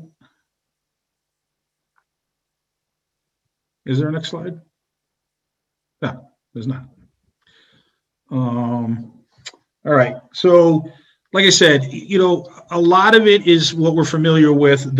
As I put this together, the things that I took away that were obviously a little, you know, somewhat, I wouldn't want to say somewhat, but definitely different than the way we've looked at it is how you handle the spacing. There's clearly guidance right now from the CDC that if you are in those lower risk strategies, 6 feet is not a holy grail any longer, that you should be striving for 6 feet, but you shouldn't hold yourself to that if you can't and get the kids in the building, that you should be willing to consider going below 6 feet. The other thing that I took away was they really emphasized that you need to be looking at the community infection rate, not the infection rate in the schools, that the community infection rate needs to be the driver for determining, are you in, what risk category are you in? One thing that I think was interesting, and Katrina might be, she has spoken to this, and maybe we can get some more input from her, but what's the correct population to evaluate? Because the CDC looks at counties, because so much of the country is their public health especially, but even their school districts and their public safety are county based, and New England is an outlier in that regard compared to most of the other country. So thinking about this at a county level in Oklahoma or Arizona versus looking at it in a community level, especially one as small as Littleton, is something to definitely consider. So those are the things I took away. At this point, I would like to ask to see what you all think, and then we'll go to the administration, and then we'll see if anybody in the who's attending the meeting in the public has some input. Justin? Yeah, thanks very much. Are you able to identify where you think we are on that CDC guide? Because then there becomes a whole lot more, you know, right. Then I've got my dialogue, but so I didn't look at it yet to say, well, what does that mean for us today? I'm kind of thinking about it more in a broad sense of what would it mean for us if we were in those lower risk categories where they're saying you should really think about getting closer than 6 feet if it would help you get more students in the building. So That's definitely something I think we need to talk about. Does Katrina know? She looks like she knows. Yes, we can, given the information that the DPH presents in that weekly report, I can aggregate town, border, surrounding communities. I clipped off 495 just from effort on my end, Middlesex County and the state as a whole. Like we can do those same areas that we've been tracking over time. It is a different calculation than the one that the state just provides us. So it's a little more work, but it can be done. But you haven't done it yet, so you're not going to tell us off the cuff where we I are. have done it actually, just because I wasn't sure if you guys Well- would want it or not. So it was, for me, No, I it mean, was I like, wanna- can I do this? And it's a proof of concept right now. So I think I have the Middlesex County one, because when I'm on the CDC guide, there are hyperlinks and it brings you to COVID tracker, and there's drop downs for Massachusetts, Middlesex, and it Yeah. publishes a rate of 120.62 per 100,000. Today's is 127.3. Yeah. 120, close enough. Which is like a 19% decrease over I'm assuming over the last 7 days, but so that puts us in the red category. And again, just because we're red doesn't mean we can't do anything. But I think we also end up in the blue category for test positivity, where the number I have is 1.38. Maybe your number is slightly different for Middlesex County. I don't have it right in front of me, but But So- that was, yeah. So the one thing I would suggest is that we just use the 2-week test positivity just for ease. It's not that much different. It doesn't change that much week over week yeah. in terms of one or the other. And I can't break, that's the one I can't break apart. I can't take week over week and do aggregate. So we'd either take the county level that the CDC is providing, or we go with the 2-week and say it's close enough. And I Yeah. can actually say that. For the town level, Katrina, or is that the 1.9? So remember the DPH presents a 2-week test positivity. So the number of positive tests over those 2-week periods divided by the number of tests conducted over that 2-week period and that's what they give us week over week. And CDC is saying a 7-day test positivity. And that is, again, it goes back to that district level health boards that New England doesn't have. So they're looking at those broader categories, and a lot of states have not implemented testing similar to Massachusetts. So everywhere in Massachusetts is blue for testing. Nearly every place in Littleton is blue for testing. All of the regions we track would hit the blue category. Nearly all the regions we track are red in the number of cases. So the CDC says to use the one that's a higher indicator. Yeah, I think I saw a stat. Today we are orange in Littleton, but 91% of all districts in the country were red in terms of case numbers. Yeah. Is a stat that I saw. So my question with the CDC guide is, we're in the highest category for cases per 100,000, yet we're in the lowest category for test positivity. How can we draw any conclusions? And they tell us to use the higher one, and I'm not necessarily too comfortable just going ahead and doing that. And I think that because we live in Massachusetts and we have, there are a lot of benefits to live in Massachusetts. It's a great place to live. We've got a tremendous amount of testing taking place. I think we're the number 2 testing state in the country. Therefore, we're going to find more cases. There's more opportunity for cases to be tested, and therefore we're going to have a lower test positivity. So I'm not necessarily all in on the CDC guide in terms of what we should do in Littleton. They've got 4 colors. The state, we've got 3 colors. And then in the face of this, Riley and Baker get on TV the other day and come out with, hey, everybody should come back to school. And, the new standard is now 3 feet, which I'm sure we're probably going to talk about later tonight too. So certainly more questions than answers at this point in time. But I think that we need to continue to focus on our data, what's happening in our community, and the safety protocols that we have within our district to provide a safe learning environment. That's it. Thank you. Anybody else? Timlin? Yeah, I just have a couple of things. So first of all, I know that Justin had asked for a timeline last meeting, and I'm all for a timeline and getting the kids back into school safely. And I know we had talked about the administrators going into the classrooms and starting to see what that 6-foot distance looked like getting everyone back in. I'm not sure. I don't remember what we had said, if we were going to get those numbers this week, next meeting, when. Would be next meeting. I'm sorry? Next meeting. Okay. All right. So yeah, I am definitely with Justin, where I would like to see the kids back into school. I know it's kind of hard to look at I'm looking at another screen, looking at this low transmission blue and high transmission red, where we're supposedly in both categories. So it makes it hard, but I'd like to see, I know that we have started getting kids back in, or are next week. And I'd like to see how that works and do it at a process that is safe for all the teachers and the administration in the school buildings and our students.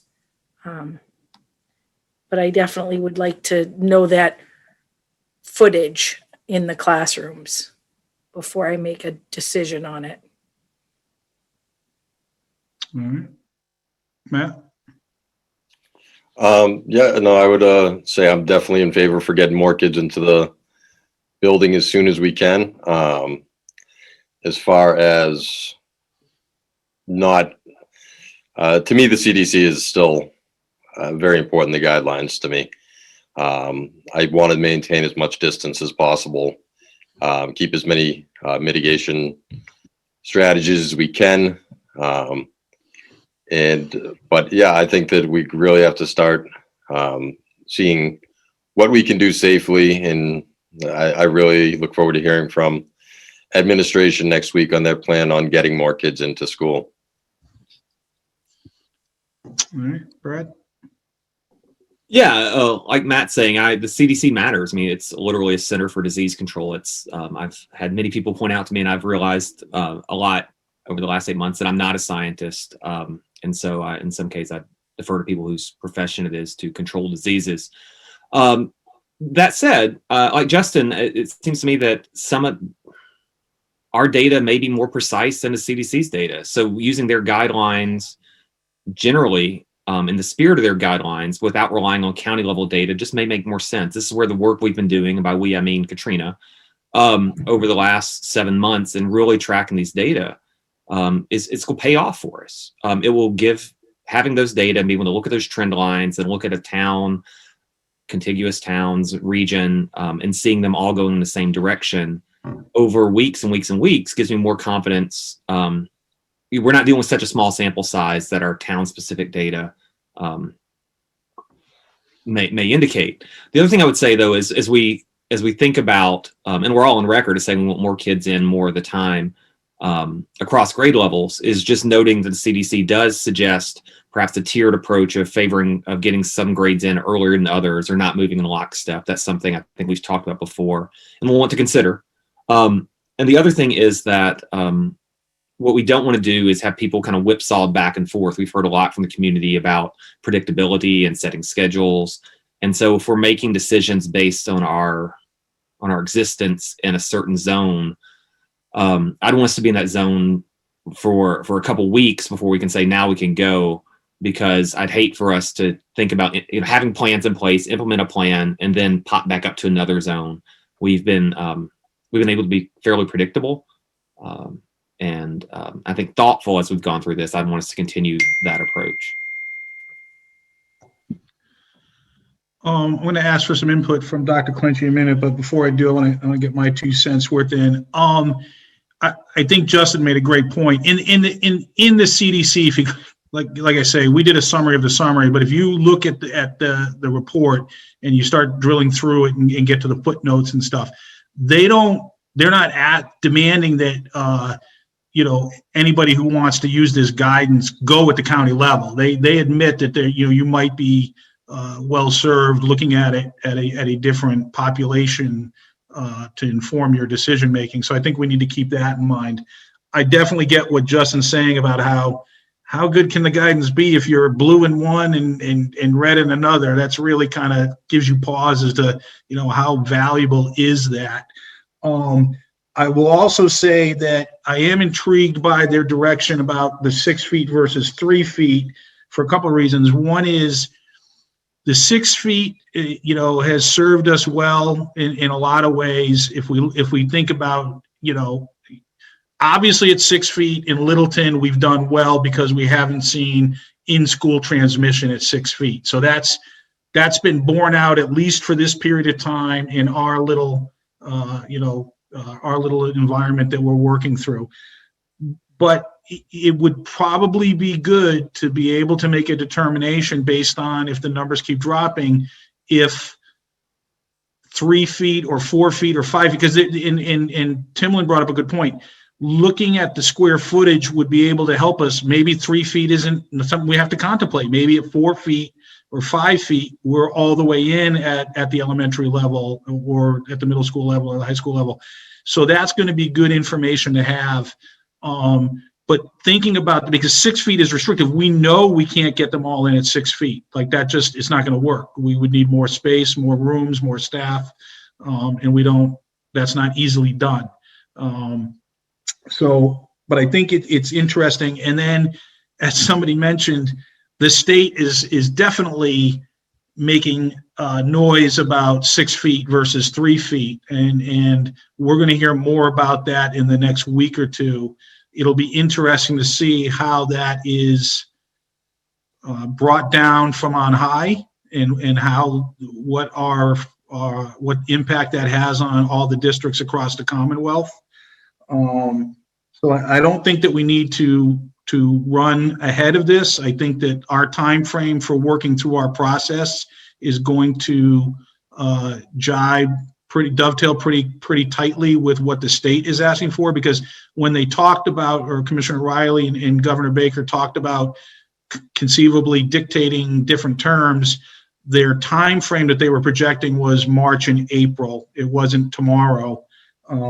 So I think we need to keep working on the process that we've started out on and are starting to make headway on.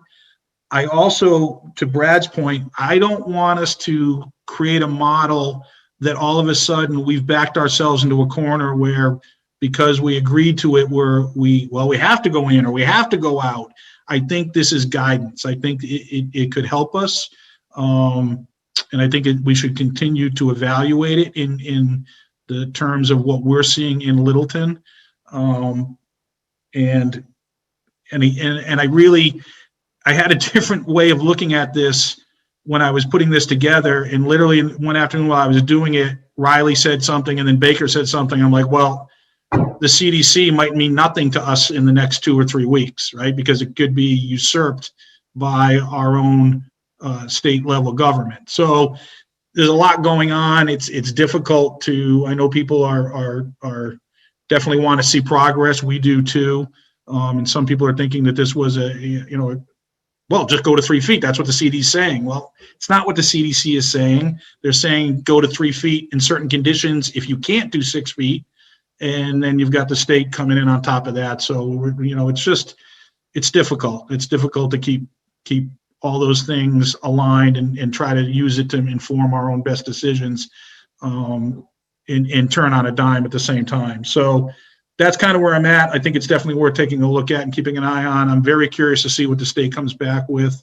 But at this point, I'm okay with where we are in our process. Brad, you want to add on to that? Yeah, I think, and correct me where I'm wrong, but what the state has done right now is issue a press release, right? Let's be honest, they've abdicated leadership for 8 months and left towns on their own to kind of figure this out.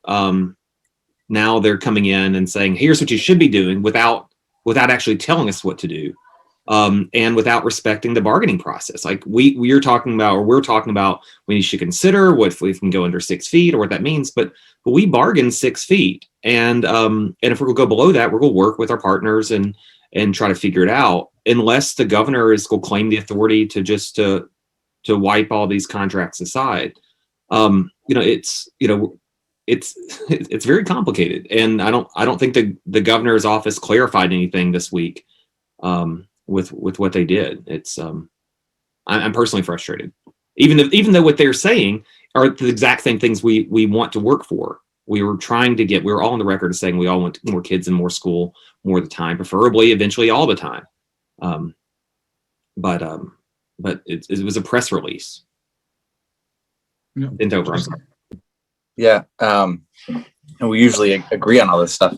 So Mike, you just said you're comfortable where we're at, and I'm actually becoming less comfortable with where we're at. I'm looking at the data. Let me just say, I'm not comfortable where we're at. I'm comfortable with the process that we've started.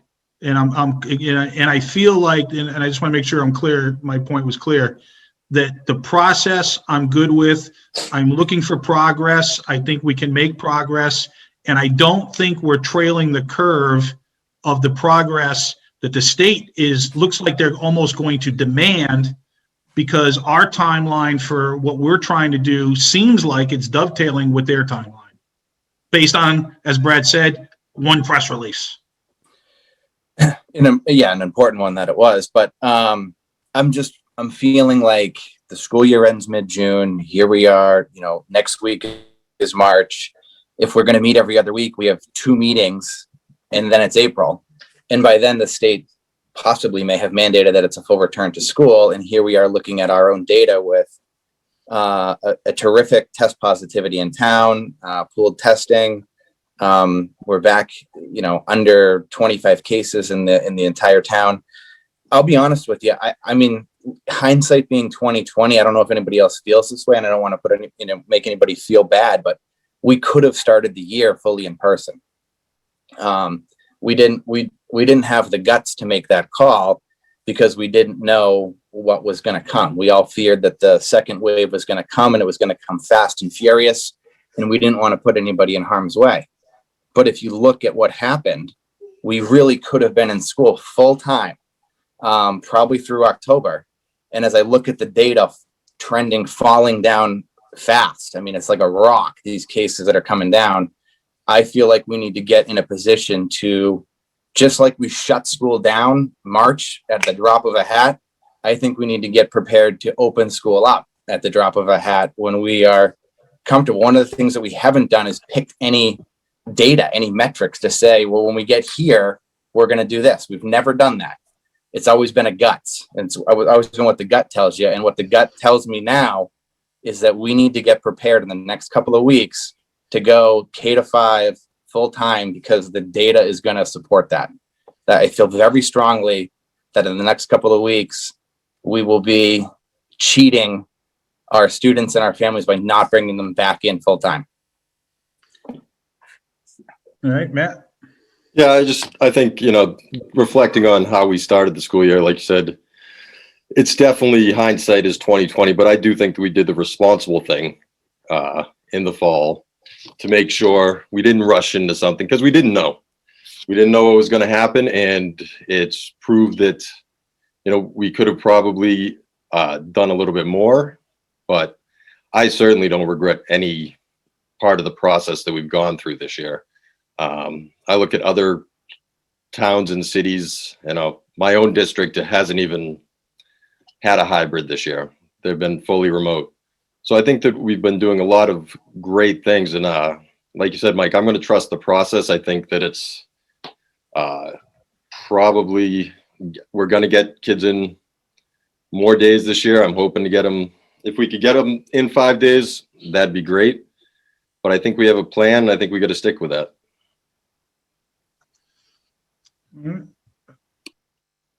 Go ahead, Brett. I'll just say one thing. I think this kind of debate is healthy. We don't always agree. That's fine. That's appropriate. I think that reflects our community. I would just say, though, that in part, we can look back and say it's a success. We don't know how to disaggregate this. It may have been a success because we had 6 feet social distance, and without the 6 feet social distance, which is what mandated the cohort model, then maybe we would have had in-school spread, and we had that incredible spike after Thanksgiving. We don't know. I'm a historian. I love looking back at things. But I think even if we don't always agree, I think we all are on the same page in that we want to have a plan to consider moving forward if the data continues to drop like a rock. So it gets to the place where we are able to, gets us to the place where we're able to have more kids in more of the time, or some of the kids in all the time, or whatever it is. I do want to have a plan in place for that, but I don't want to do it based on the way a trend line is going, or the fact we dipped under some line once. I'm just not comfortable with that. but I do want to have a plan. I do want us to move forward. I think we have a process in place to get us there, and we've asked the administration for some data, but also want to recognize that, for better or for worse, we made decisions, we negotiated contracts, and some of the things we want to do, we can decide as a school committee to do. I think some of the things we might end up wanting to do, we can't decide just by ourselves.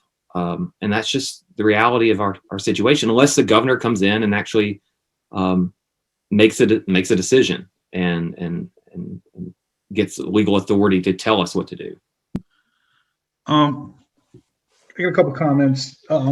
I would say that I don't think we've made any of our determinations based on gut. We definitely looked at data, right? You guys joke about the bullseyes, but the bullseyes are where the data started, right? That informed our decision making in September and October to go hybrid, where so many other districts looking at the exact same data went full remote. They just they didn't get there in terms of bringing anybody in person. So, we've definitely been using it. The other thing to keep in mind is that by using the data the way we did to inform us, but not tying ourselves down to it, especially from a collective bargaining perspective, we have retained a tremendous amount of flexibility in our decision making. We thought, and we thought that we were going to have to go remote at some point. We didn't know when. We thought it was inevitable. We thought it was a question of when, not if. It turns out that wasn't the case. And if we had used that data in a different way, we might not be able to say that. We might have put ourselves in a corner where we went remote, even though we would be looking back in hindsight and saying, well, we went remote, but it turns out we probably didn't have to, but we hamstrung ourselves with the way we told the community and conceivably put it into the CBA or the MOA. So I think we've used the data well. I think we've retained a tremendous amount of flexibility, and that has served us well.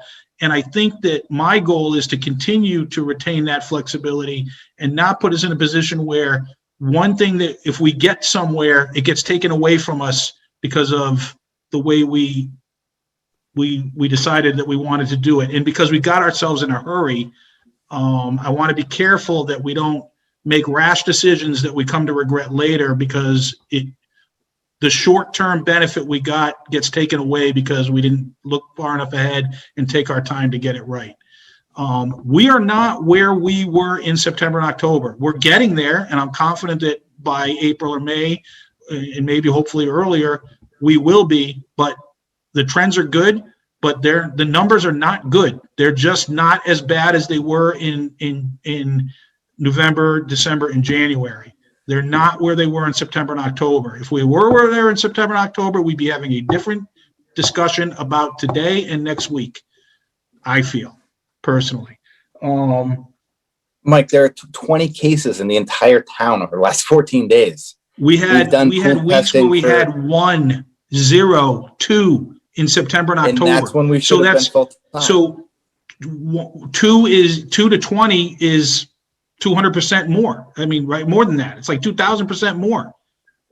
It on an absolute basis, yes, it's good. On a relative basis, when we're looking back in time and asking ourselves, none of those cases ended up in the school. Maybe because we did all the things we did. And if you don't, we're going back and forth. One thing I want to throw out there that we haven't talked about yet, though, is do we know that this is what the community's asking for?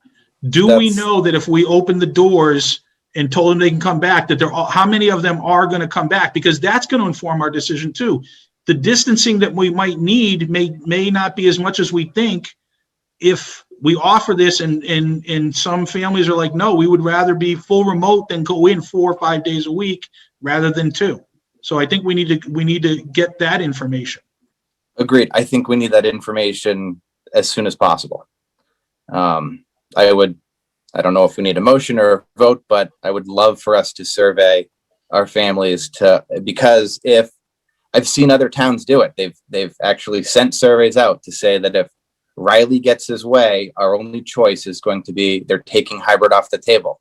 So as a family, you're going to need to decide, is your kid going in 5 days a week or are you going to opt for full remote because hybrid's no longer an option? And I think a survey along those lines would benefit us just to see so we know what we're working with in terms of numbers, because the 3 foot, 6 foot thing, it's not 3 feet probably. It's probably 4.5 feet, or maybe it's 5 feet. And Brad, to say that we put the 6 feet in the MOA, we did. But things have changed. I mean, we've gone through the second surge. I hope the numbers continue to come down. We need to go back to the table and start talking with the LEA about 6 feet and what that means for, 6 feet versus 5 feet. We're never going to get these kids back in the building at 6 feet. We all know that. So we need to make a change, and we need to start doing that. There are a lot of things we need to start doing simultaneously right now to get prepared to finish the school year in a better position than we are right now. Well, I agree with that, Justin. I think that I think what we've asked the administration for is information on how many kids we could get back in under the conditions that we bargained. And yes, we should start having conversations with the LEA about what might be possible. But there's certain things we can't do as a school committee by fiat. And that's one of them. So I absolutely agree. We should survey the community. We should be working with our partners in the LEA. We should get assessments of what is possible given our authority, with the knowledge that the governor may step in and kind of take away our authority to make these decisions on our own, which makes me uncomfortable as someone who favors kind of small government and democracy. But that's a different conversation. We should be doing all these things. I'm just saying that we are limited in our power, so we need to be humble about that while pushing to get more information and more options. I will let everybody know that the LEA did reach out to us to say, hey, we heard about 3 feet too when Commissioner Riley, what do you guys think about that? And we let them know, like, yeah, hey, we heard it literally the same moment you heard it. We didn't get any more advance notice than you guys did. And we told them that we wanted to have this meeting to talk about the CDC guidelines and talk about what the state had been indicating, and that once we had that, we would let them know what we thought we wanted to do. So I am prepared to reach out to them after this meeting and let them know that we've had a talk, and we think it's at some point in the very near future, it would be appropriate for us to sit down together and start talking these things over. So that will be put into motion right after this meeting is over. So that's fine. I think it'll be preliminary discussions because we don't know, right? We don't know what we're asking for. Are we going to ask for 5 feet, or do we think we need more? We have to do some of our own homework first before we're able to have substantive discussions and put potential proposals on a negotiating table.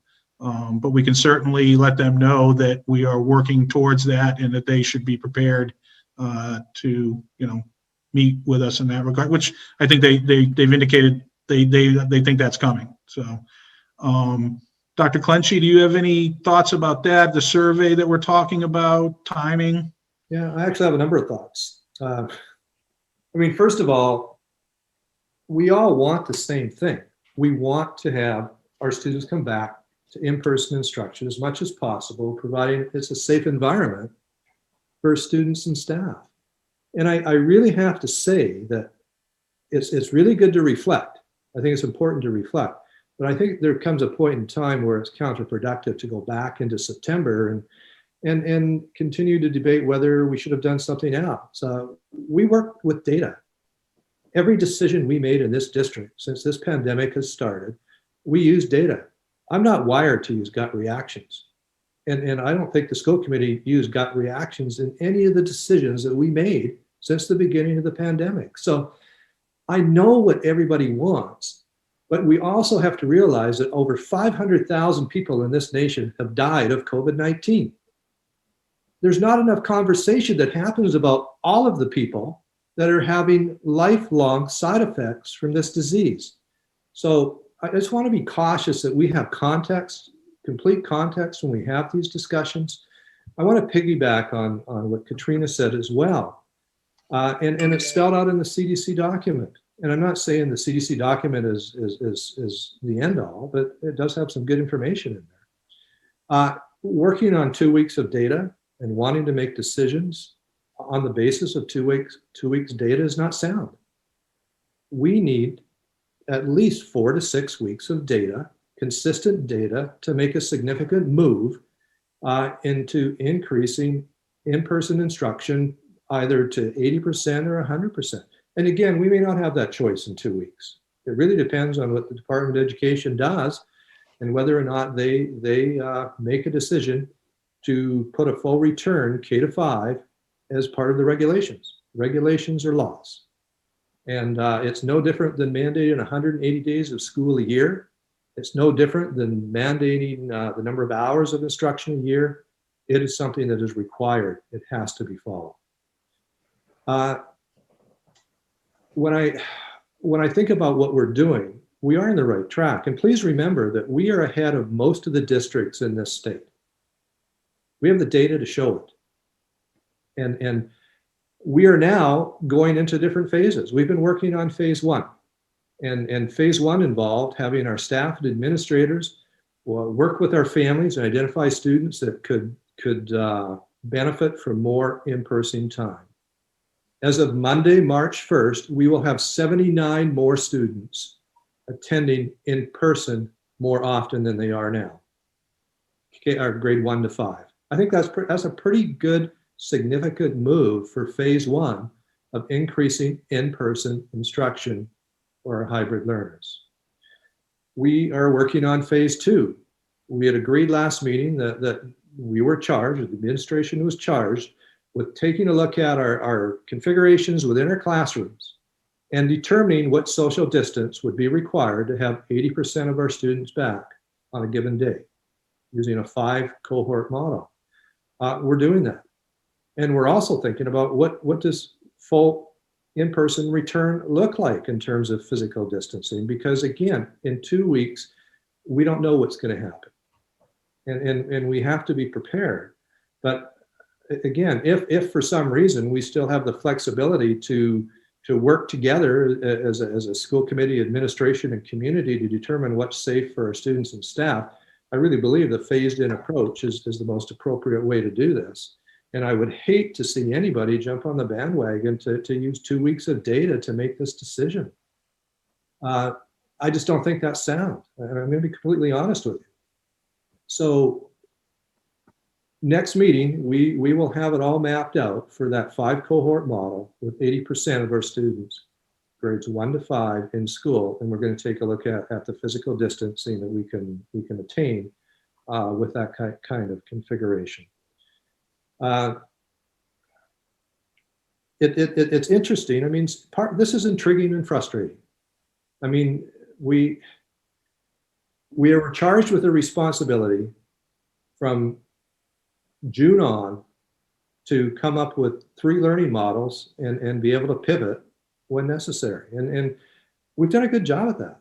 And I'm certainly a little perplexed as to why the state would come in as strong as they did, and with a caveat, well, if the metrics change, we'll change our mind. But again, there are things that are out of our control. There are things that are out of my control as a superintendent. That becomes a regulation. My job is to implement that. I'm bound legally to implement that order in the state level. So I know we all are on the same page, but I can't overemphasize the importance of process when we're working on these things. If you don't use a process, a thoughtful process, and use data to drive your decision making, you're bound to make serious errors along the way. And our job is to try to minimize the errors that we make. Nobody's perfect. But to this point in time, we've been methodical, we've been thoughtful, we've tried to build culture, and we've been successful at building culture. And we're now at a stage where we're going to have 79 more students in grades 1 to 5 in school as of March 1st. I think that's a pretty good indication of the direction that we're heading. And I think we need to celebrate that and not jump too quickly into something that's completely different.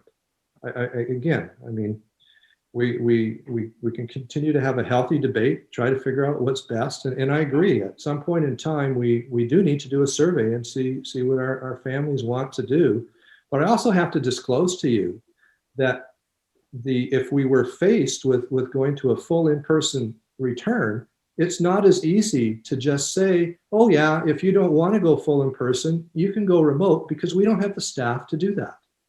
The minute we redeploy staff into a remote learning setting, we increase the number of students in a classroom and decrease the physical distancing that we have to work with. So we don't have as much flexibility as some of you may think when we change the variables. So, I mean, there's a lot for us to think about, and believe me, it's a 24-hour job thinking about these things to make sure that our students and staff and community are well served as we move forward. So again, I know we're on the right track. And what I don't want to see us do is to jump ahead too quickly and regret not using data and strategy to make the best decisions we can to ensure that we have more students in our classrooms and keeping our students and staff safe. I mean, safety has to be our top priority in any decision that we make, pandemic or not. That has to be the top of our list. So thank you, Dr. Clinton. Can I just Yes, go ahead. sort of clarify, like, because a couple people have referenced the gut reaction, and that's not a negative term. I didn't mean that negatively. I mean, what I meant by that was, we never said when we get to X data point, we're going to make a decision. We got together in the beginning every week and we said, how do you feel? What do you think? So that's a gut reaction. We all said, this is what we think we should do. We didn't get any leadership, any direction from the state until now.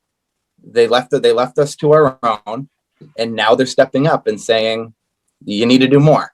And Kelly, I appreciate 79 kids coming back. That's monumental. We probably could have done that sooner.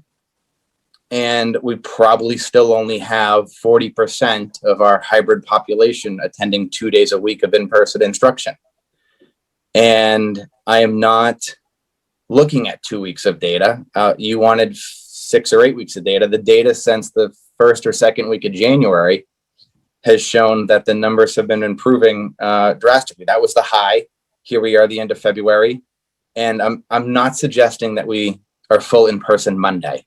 I'm just suggesting that by next meeting, we can put a plan and dates on the calendar like many other districts have done that are at our playing field. We're one of the best. But if you look at the other best towns, best districts, they're moving forward with plans, and we need to have our plan. At this point, I'm getting a little uncomfortable not having a plan. And I will become much more comfortable next meeting if we have a plan that I think gets more kids in person in the building. So a couple things. We have a plan. We've talked about it. We've talked about it at the last meeting, and Kelly just reiterated it. We have a plan. We don't have dates on the plan, but we do say at the next meeting, we're going to have even more information regarding what the potential feasibility of some of these ideas is. So, and those districts that have come forward with plans with dates, they've done it like in the last 2 or 3 weeks. We're not trailing the curve by any stretch of the imagination relative to what other districts are doing. Other districts may have been more aggressive about how many students they have in person, but those are their own independent decisions based on their circumstances, which may not mirror ours by, as closely as we would think they do. So I get what you're saying. I would be much more enthusiastic and optimistic and feeling great if we knew if we were at where we were back in September and October and could feel like we're ready to accelerate and get even more aggressive. I personally do not feel that we are lagging the curve, nor do I feel we should be going a whole lot faster than we're already going, because we have accelerated significantly since we've come back from the 2 holiday break, from Thanksgiving and Christmas. I get what everybody's saying. If we miss a week or 2 weeks or 3 weeks because we didn't go fast enough, there's not a lot of weeks left. That's going to be a significant percentage impact on what we were able to do. So I'm cognizant of that. and I know the administration is too, and, you know, we're going to get there if the conditions warrant it. I firmly believe that that's the case. I would like to ask that we get some momentum on surveying the parents, because I think I'm worried that we are making a rash assumption that if we open the doors, all the hybrid learners are going to come back for 4 or 5 days. We need to know if that's going to be true. We can definitely let the LEA know that we're contemplating these things and that we're probably going to need to get with them. I'm perfectly happy to consider meeting next week rather than in 2 weeks, if that's what we want to do. I don't want to make a decision about that without asking Dr. Clenchey if he's comfortable with that. We have to remember too, all the planning that we did in August and September was when the buildings were not open. The buildings are open. We've got a testing program that we rolled out. We've got a lot of things going on. It is not as easy. We don't have as much resource and bandwidth as we did back in August and September to get these things done without significantly impacting the day-to-day operation of our district, which is complex, more complex than ever in a typical year. So, Dr. Clenchey, can you specifically address, can we get a survey out sooner rather, like, in the next week or so? And would you feel comfortable meeting next week to talk about the next phase? I mean, it's going to be pushing it. We're just rolling out phase 1 on Monday and getting teachers acclimated and doing an assessment of how well that's working. Really, Thursday was the day I was going to spend with the principals and the other central ops administrators, going through the physical distancing of every classroom and trying to help with challenges that they may come across in terms of trying to maintain a 6 feet of distance, for example. So it's compressed, and I want to make sure we do a good job and that we don't leave any rock unturned. I mean, that would be my preference. I want to make sure that when we talk to the school committee, we have thought of everything and every option and maybe some things we haven't even talked about yet in terms of if we can have 6 feet of distancing and that's what you want to adhere to moving forward. And we haven't determined that. I mean, that's something that we need to figure out. But maybe there are other ways of making it happen in some of those classrooms that could be problematic because of the number of students in a particular grade. We can get the survey out next week. We can certainly work on that. We would probably design it because we really don't know what phase 2 is. If we have no state intervention, I would assume, I thought we were pretty well on the same wavelength, that we would go with a 5 cohort model with 80% of our students in attendance on a given day. But if the state does pass a regulation, that's going to change. So in a survey, we would obviously ask 2 questions. One of the questions would be, would you be in favor of having your child attend 4 days out of 5 days a week with a cohort model? Or would you be in favor of having your child attend full time? And that would be grades 1 to 5, if I'm reading you correctly at this point in time. That's a good question. Is that where we want to drive the emphasis for the moment, or do we want to survey more broadly about, the population, about what they might want to do given those types of circumstances? Brad? I have several thoughts, but I'll respond to that directly. I would want to let's get the information. Look, let's get some data. I'd survey about grades, 1 through 12, with the acknowledgement that we may decide we can't do.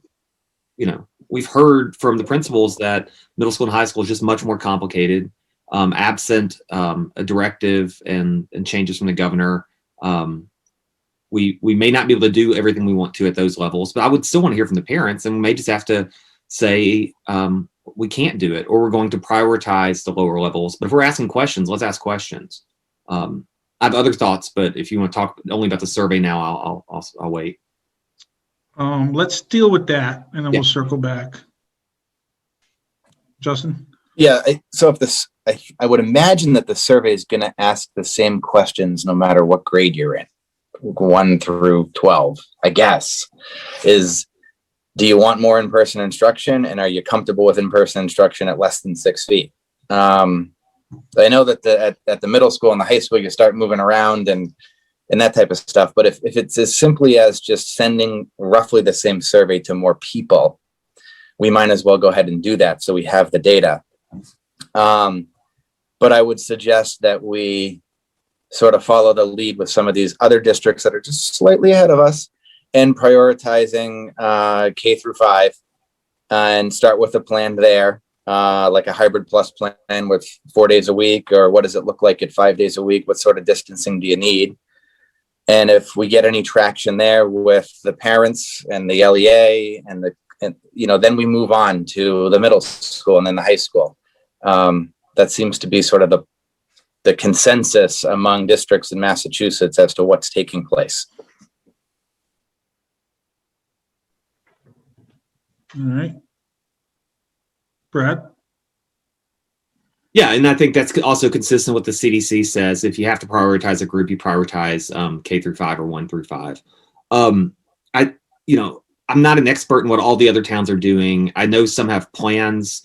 Often the plans say this is what we'd like to do, but it has to be negotiated. And some of them have start dates, rollout dates as late as April 26th. So I'm not worried about being 2.5 months behind Westford or whoever it was. We can figure something out before April 26th if we figure out we'll do something. We're asking, part of our question is, what's the survey going to look like? I would be careful not to survey and give options that we're not sure we'll be able to deliver, or that we're not sure we would want to deliver. I don't know where that line is, but just let's not promise things we can't back up. In terms of the timeline, though, I think, based on what Kelly was just saying, I think we should plan on meeting March 11th and then maybe every week after that until, for a while. Because in the next 2 weeks, we'd have 4 more pools. We'll hear from the governor. We'll be able to start talks with the LEA if they're willing to talk to us about these things. And that will give the superintendent and the principals time to do the kind of room by room analysis of what's possible. So, and for us to design and maybe complete a survey. So giving us 2 weeks gives us some time to really come to that meeting with a lot in front of us. It also allows us to see the public health data. Justin's telling us and reminding us that the trends are going in the right direction, and saying, it's all been good since January, but it's still not good. It's just going in the right direction. It's better than it was in December and January. It's worse than it was in September and October. So if part of what we're trying to do is make decisions based on a consistent set of data that convinces enough of us that it's safe, then that would give us 2 more weeks to see if these trends we hope continue and if they actually will land in the right zone. And then if we have a March 11th meeting with all this information, then we can hash out what the plans might be and what's possible. Look at data, take a vote that night, look at some data, maybe hear from people, and then think about taking a vote either next week or the week after, which still, even if, that still would put us on a timeline consistent with the governor's thinking about mandating. It's a deliberate, it seems to be a process, if that's the timeline we can think about, that would allow us to see how it works with 70 additional kids in the schools, to get a feel for what it's just like to have those extra 3 or 4 kids in the classroom, to hear from our principals and from our teachers and our community while looking at the data. I sense, and I agree with in some ways Justin's urgency here, but I'm just not going to have the information to take a vote next week. I don't think. And I probably wouldn't the week after.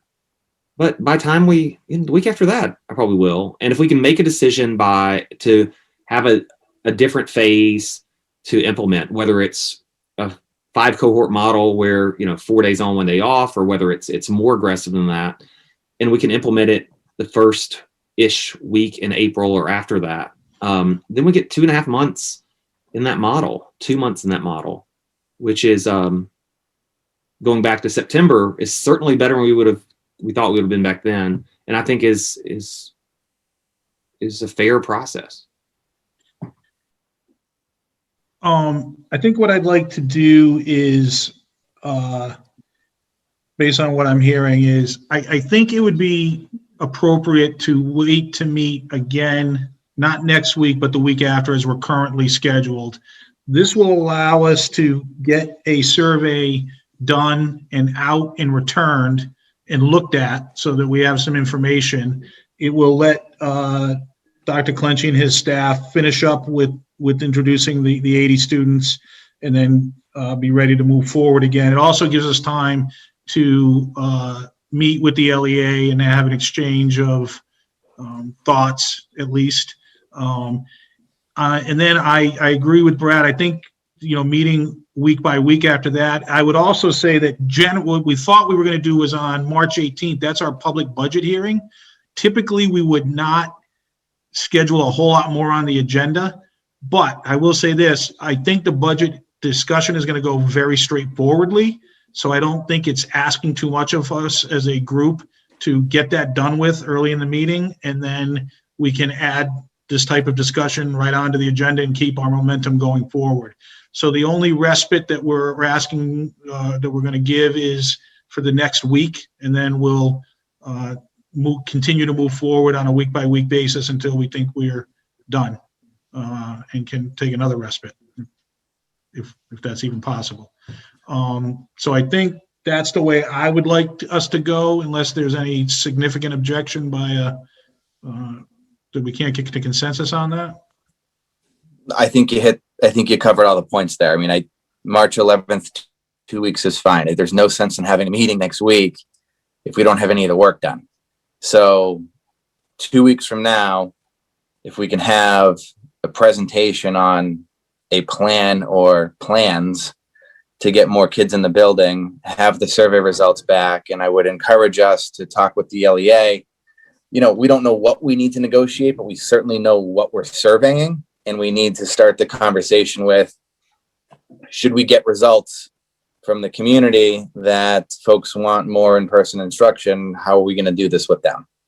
I think that timeline works well. I would advocate for that, and I think that it's a lot of heavy lifting, and I will say to the administration that I would very much anticipate and appreciate the work that you're going to put into this. And I know I'm asking a lot, but we're asking for a lot. We're asking a lot. I'm thankful for it. I'm thankful for it. So I think March 11th is great. All right. Anything else? There is a hand up, which we'll get to before we move on, but is there anybody else that wants to chime in before we do that? Kelly?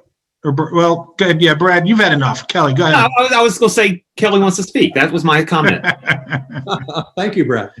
After listening to the conversation tonight, I think we need to do one more step when we're measuring classrooms, and that would be to take a full complement of a classroom, our largest classroom we have in each grade, grades 1 to 5, and actually calculate what that social distance would be, just so that we have that information to discuss at that next meeting.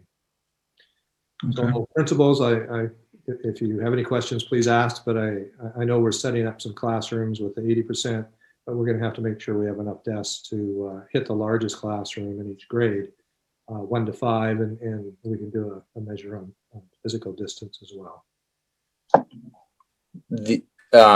Along that line, Kelly, so the survey should also ask, or maybe we need to come to a consensus as a school committee as to what the survey should ask. But I was thinking it was going to ask, at what social distancing distance are you comfortable sending your child in at 100% participation? Because at 80%, I think we're leaving 3 or 4 kids home every day. And it's possible that the teachers might say, I'd rather just have the extra 3 or 4 kids every day and get out of the hybrid business of teaching to the camera as well. And if the distance goes from 6 feet to 4.5 feet, we might be able to negotiate that with the LEA, and the families might be very happy to send their children 5 days a week. So I just want to make sure we're going to capture that data point as well. Why don't we do this? Why don't you and I, Justin, work with Kelly and Beth to figure out how we want the survey, what kind of questions we want to ask, what kind of data we're trying to acquire. Do we want to target just 1 through 5 and then wait a little longer to go for the higher grades? Or is there something we could do meaningful for the higher grades now? We can get that done. And then that way the school committee has some input on that. And that'll help us when we get the data back. Is that all right? All right, very good. All right, anybody else? All right, why don't we go ahead for public input, Dorothy? Okay. Jen Gold, please state your name and your street. Hi, Jen Gold again, Harwood Ave. Sorry, you guys always hear from me, but thanks for listening.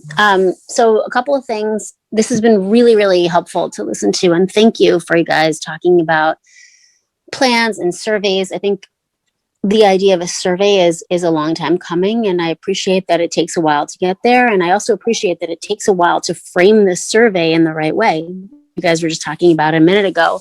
I think it's important when you do frame up the survey to remember that there are families that want to stay full-time remote, at least until the end of the school year. And they need to be kept in mind in terms of the math, right? Like if you take those kids out of the equation because those families want to keep them fully remote, that will make more space for more kids to be in school. And I think the differentiation between 3, 4, and 5 or 3 to 6 feet, it's a sliding scale, right? Like 6 feet versus 5 feet versus 4 feet, it's not a huge difference. So however you decide to frame the survey, I think will make a huge difference in the way that people respond.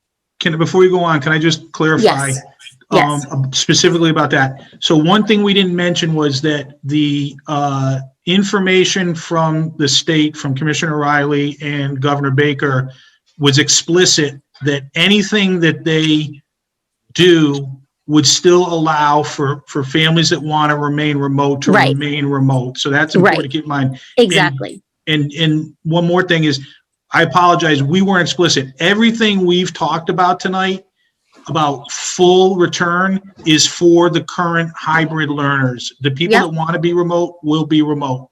Yeah, we're good with that. But you're right. Other than that, you're right. Sliding scale, it makes a big difference thinking about it with population for sure. Yep, totally. And I agree. I mean, I've seen all sorts of responses from people, not just in Littleton, but across the state saying, hey, for people who want to stay remote, why shouldn't we be able to? And the guidance from DESE, and I think from you guys, is like, hey, there'll always be a remote option, at least for the current school year, even maybe the following. But okay, so there's that. But the other thing I wanted to say was simply that we're thankfully and rightfully focused on the next few months, because getting these kids back, even for the last 8 to 12 weeks of the school year in person, is huge. But I also just want to make sure that we're all thinking weeks and months ahead about planning for September. That might seem obvious, or it might not. I mean, it might seem like there's too many unknowns, but in the corporate world in general, like you would need to plan like 6, 8, 12 months ahead, quarters ahead. And I just want to make sure that we're all thinking about the different variables about vaccinations and, everything else, and trying as hard as we can to get things back to full time in person in September, and would love to start hearing about a plan for that in addition to the short term. So thank you guys. All right, thanks, Jen. That's a great point. We fully expect, I think the way we're thinking about it is when Dr. Clenchey talks about a phased in approach, that we haven't been explicit, but the next phase beyond, say, what we're doing now versus 80% versus full attendance for hybrid students, the next phase beyond that would be everybody back. What would that look like? What would it require? And that will be a natural progression. But your point is valid. If we can start working on that in April and May rather than May, June, and July, that would be important for everybody. And that's going to be our goal for sure. Right. Thank you. Yep. No, thank you. Thank you, Jen. Should we move on, Chairman Fontanella, or? No, bring them up. Okay. Oops, sorry. Sarah Belcher, Please state your name and your question, your street as well, please.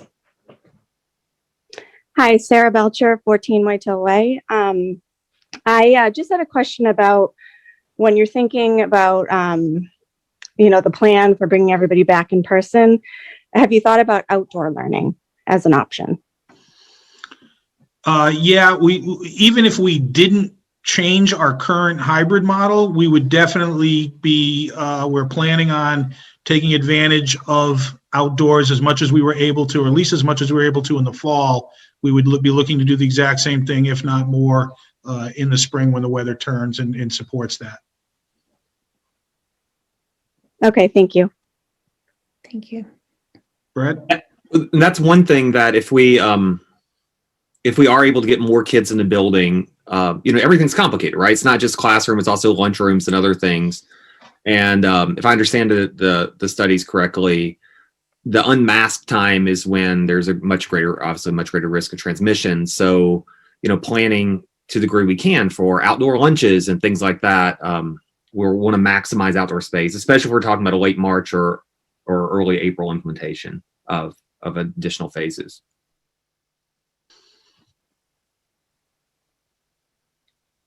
I just want to say I'm doing this next to my kitchen, and my 18-year-old wants to know who Chairman Fontanella is. He thought that was pretty amusing.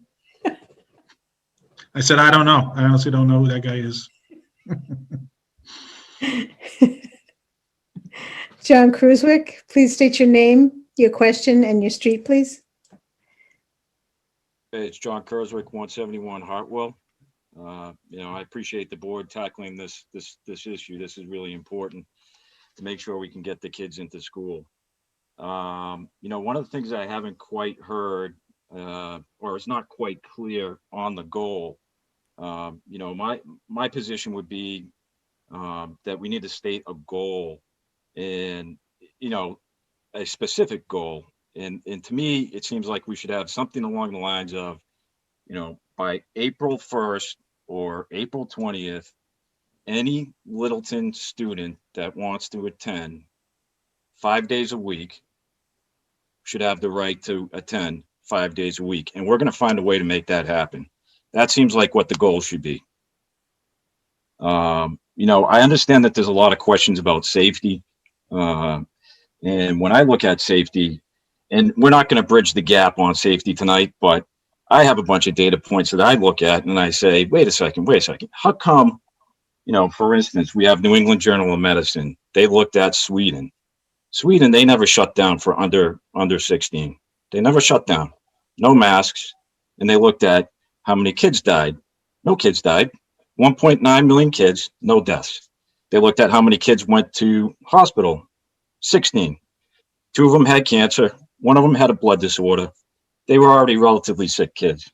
What I'm trying to say is there are other people that have data that, show that it's basically safe where we are already.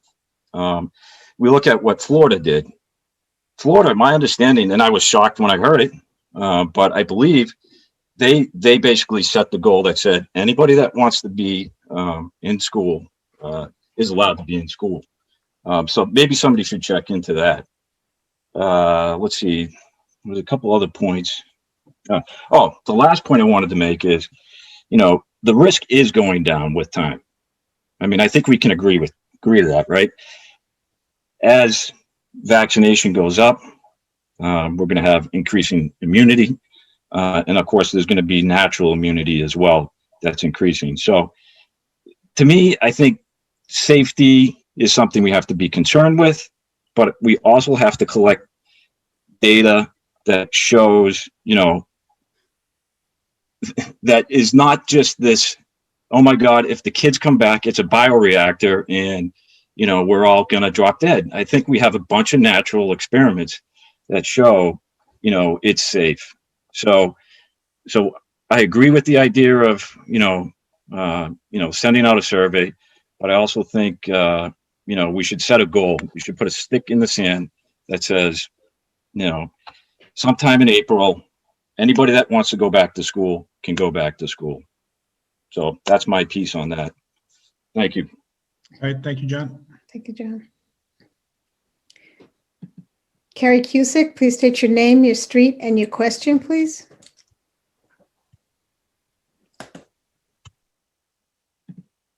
Carrie? Ooh, can you hear me now? Yeah. Okay, Carrie Cusick, 3 Silver Birch Lane in Littleton. Just wondering about with our phases of vaccines happening and with our mitigation policies that are currently in place and with our plans of action that may be coming, what you also have taken into consideration with vaccines for teachers, with next steps with all of these plans of bringing children back. Just curious about your views on that. Thank you. Yeah, we haven't talked about that tonight. That's definitely something that we want to bring up with the LEA and see what their thoughts about that are. The biggest problem is it seems like it's been very difficult to get a valuable or information we can trust about the timeline for immunization or vaccination, of the teachers. We keep thinking that it's coming. We know it's coming. We think it's somewhat imminent. But Matt, have you heard anything lately? You are a teacher. What are you hearing about that? Yeah, so I mean, in Waltham, we were supposed to have a whole site, the whole school vaccinated, and they're hearing nothing. There's just crickets.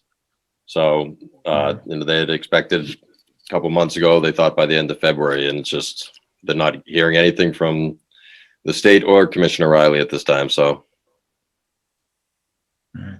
So it's a good point, Carrie. It's definitely something that we're hopeful will happen. We think it'll be meaningful in a lot of different ways, not least of all for the safety of our staff.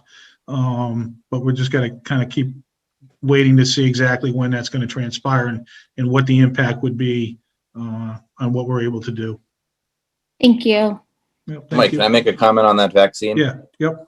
So I wrote to like every single possible politician that would return an email to me.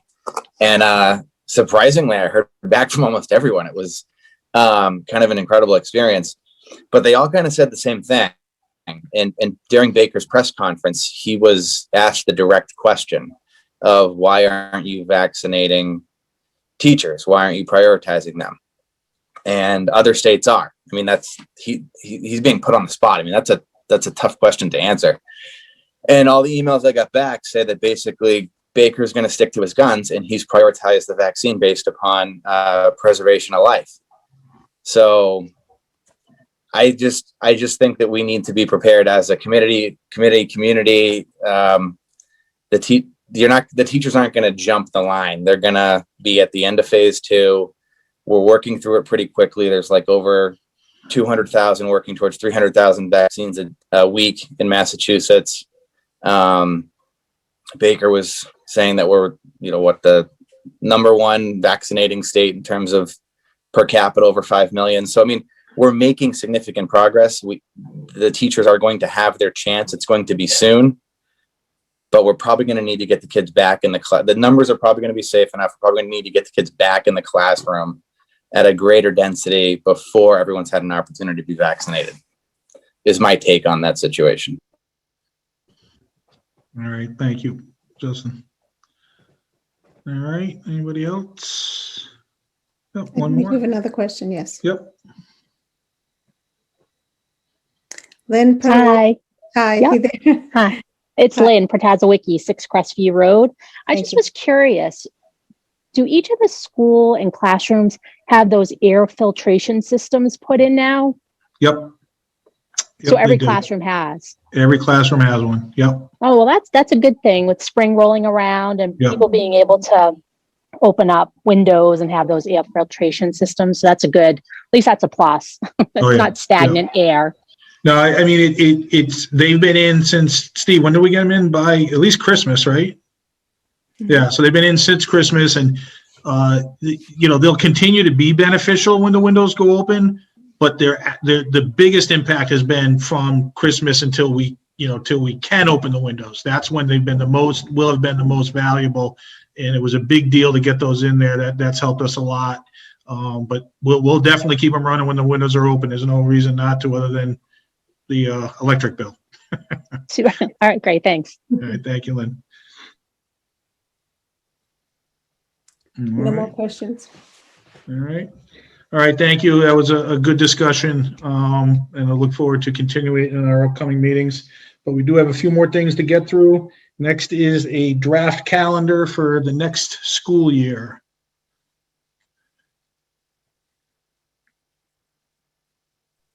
Thanks, Mike. In your package tonight, you have a proposed calendar for the 2021-2022 school year. I'm going to turn it over to Beth in a minute. I'd just like to say that very similar to the original calendar that we created last year before we ended up doing something different as a result of COVID for the first 2 weeks. The first day of school for students would be Thursday, September 7th, or 2nd, I should say, and the last day for 180 days would be June 16th. Per statute, we have to do calendar 185 days to allow for 5 snow days. So Beth, I'm going to turn it over to you at this time to go through some other highlights. Sure. So as Dr. Clunchy said, the draft schedule for the 21-22 school year mirrors what our school years in the past have looked like.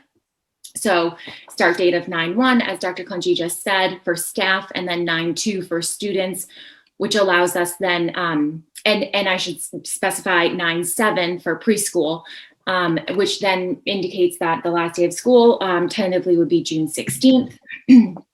The red days on the calendar are half days for district-wide, and the yellow days are no school, so vacation or holidays. There are other half days for school specific, so it's important to make sure, taking a look if and when the calendar is approved, of how those impact families directly. Included on the calendar is the typical 12 half days for PD for staff, as well as a full day on November 2nd. And again, the conferences for parent, guardian, teacher conferences fall in the fall and the spring, mirroring similar to what we did this year and in past years as well. So pretty standard looking, and hopefully we get back to able to do that standard looking calendar where we can do a lot more exciting things during the school year. All right, thank you. Any questions or input from the school committee? Timlin? I just have a question about the Friday, the September 3rd. I know that that's Labor Day weekend, and a lot of parents will probably pull their kids. I know that a lot of school districts start. Is there any way we can talk to the LEA about having them come back on the 31st, where we start? I know that it's in their contract that they don't start before September 1st, but I just feel like that Friday is going to be a day where we have a lot of absentee. I don't know what your thoughts are, Kelly or Elizabeth. First of all, that would have to be a school committee decision to reopen negotiations since it is a contract. Something that we've never asked before. I know we've attempted to change that language before, and the language is still there. But it's up to the school committee to make that decision in terms of whether they would like to go back and ask to reopen. What are the other school committee members' thoughts about that? Matt? I mean, for me, my school has always gone back before Labor Day for as long as I can remember, and we've always had that Friday off, and it's been very helpful to both students and staff. Families appreciate having the 4 days because a lot of families do like to go away that weekend.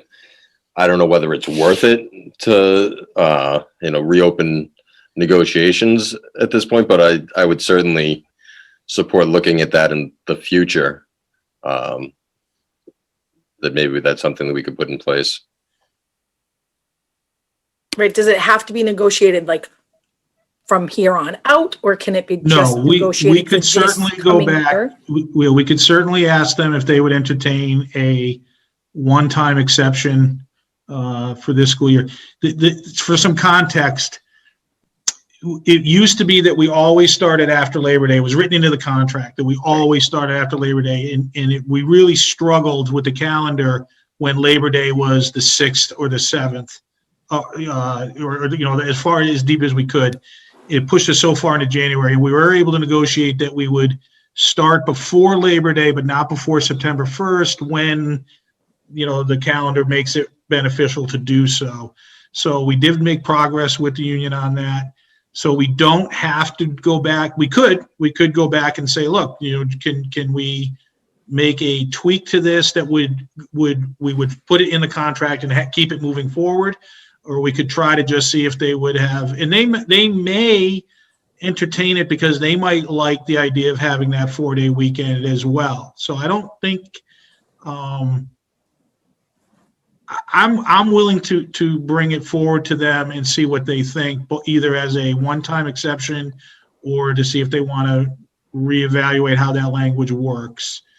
And I think that we're early enough in the process of approving the calendar that we could defer the approval past tonight to get that done. Matt? I don't have it in front of me. What is this June 16th? What day of the week does that fall on? Do we have that? That's Thursday.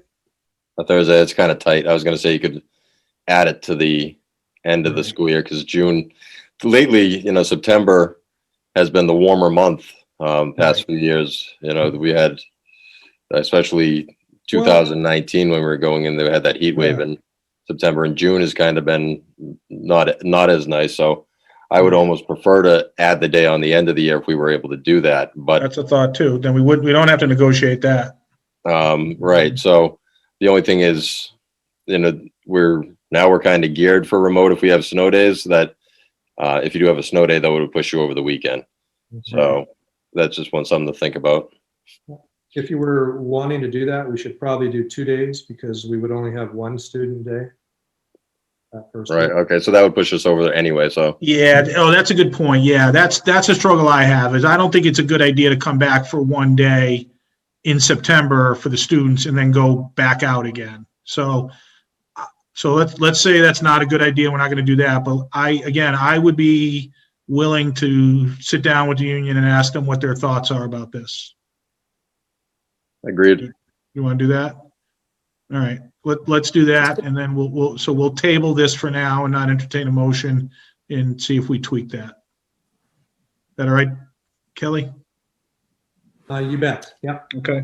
All right. Chairman Fontanella. Yeah. Yes. It's talking to your son. This question is for Superintendent Clenchey. Just a question about the half days. So, you know, I had this question as a parent when my kids first enrolled in the school system. I mean, we've got the 12 professional half days, but then we have a number of other half days on there for conferences. So, like, what is the total number of half days in our 180-day calendar year? It's gonna be like 15, 16, 17, 18. Well, it depends. I mean, the other half days are school specific. Yeah, so every school is going to pick up a couple of those.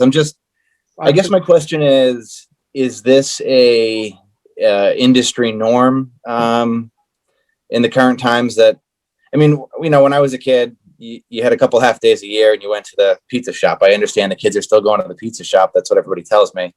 But I mean, did they go to the pizza shop 20 times or just 3 times? Or I'm just kind of concerned that we're getting into a model where there's an excessive amount of half days, and you could tell me I'm all blue in the face and that's just what everybody's doing these days, and I wouldn't know the difference. But I begin to wonder as to how many half days is appropriate in our 180-day calendar. I mean,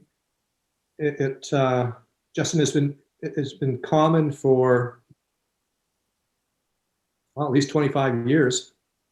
And really, when we look at professional development, we feel and we have evidence for all those years that it really does give our staffs an opportunity to learn new things, develop new skill sets that impact the classroom immediately. So it's a good bang for your dollar, so to speak, as a taxpayer. I mean, I've been in some districts where we've tried to decrease them by offering full days, but the minute you offer a full day, you're going to have to extend your year because it's non-instructional. So it's kind of a trade-off. It's very common. I mean, 12 is a pretty common number in my entire career, to be honest with you. So, okay, is there like a mandate or CEO, or like, is there something that the magic number of 12 accomplishes, or do we just settle in on 12? Well, every year we could use more, to be honest with you, but we tailor our professional development to, typically half of those days are used for district directed professional development, and the other half for school directed professional development, where schools may use other staff to offer a variety of professional development opportunities for staff. I mean, I can say they make a tremendous difference in what's happening in your classrooms from year to year. I'm gonna offer this up. So me, in the 15 years that I've been involved, we've taken at least 2 passes at changing the calendar. And we talked about things like starting before Labor Day, starting after Labor Day.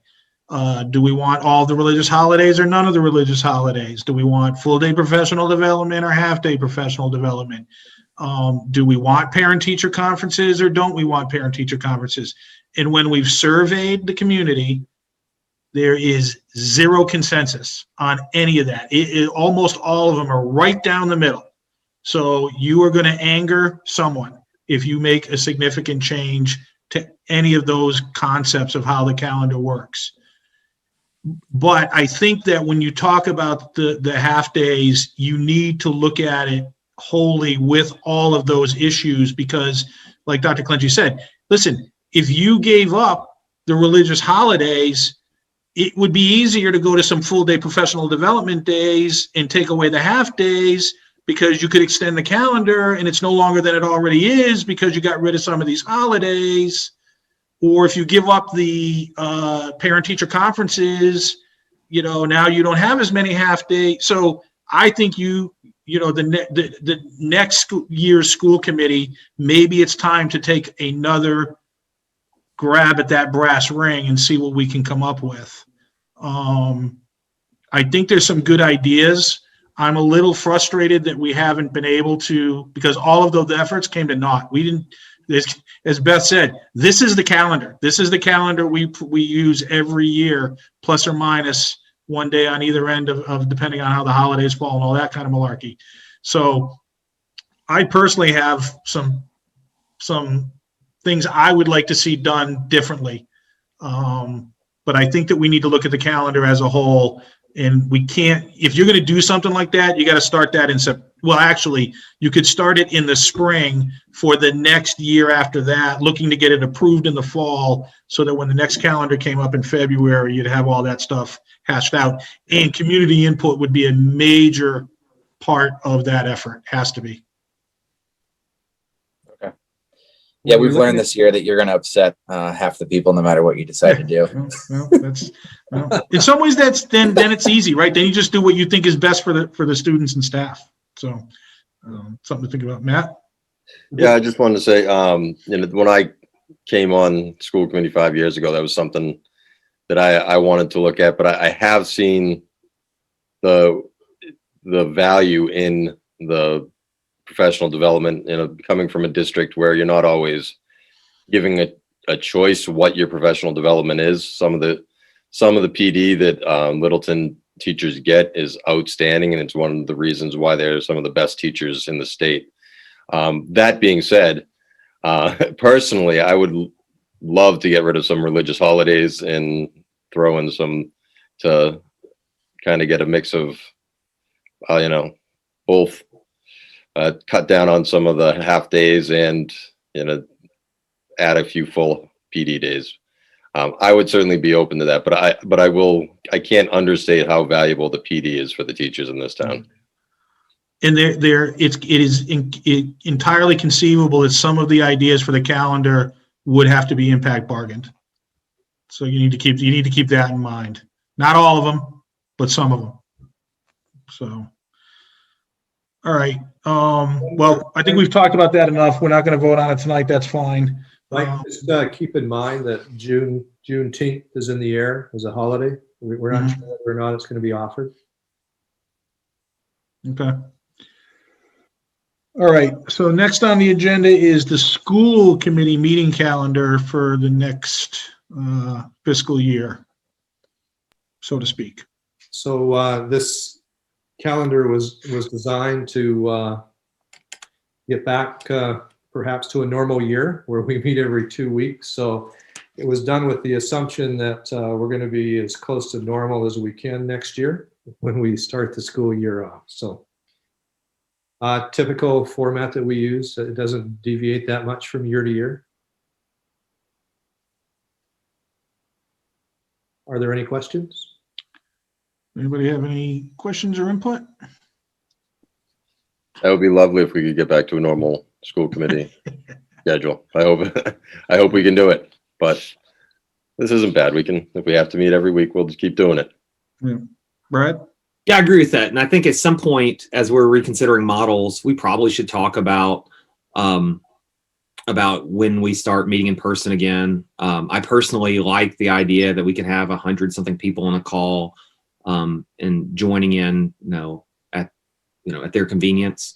I remember LCTV, and it was tough to do this with Zoom, and we couldn't get everybody in the room. We still couldn't. But as we move forward, we should, if we're reconsidering models, we should reconsider our own as well. Yep. Well, maybe we all love this word so much, hybrid. Maybe the meeting schedule of in-person meetings is what it is, and you don't deviate too much from that, but you add in some extra meetings that are designed to be online and allow more access and input from the community. But it's something we can visit.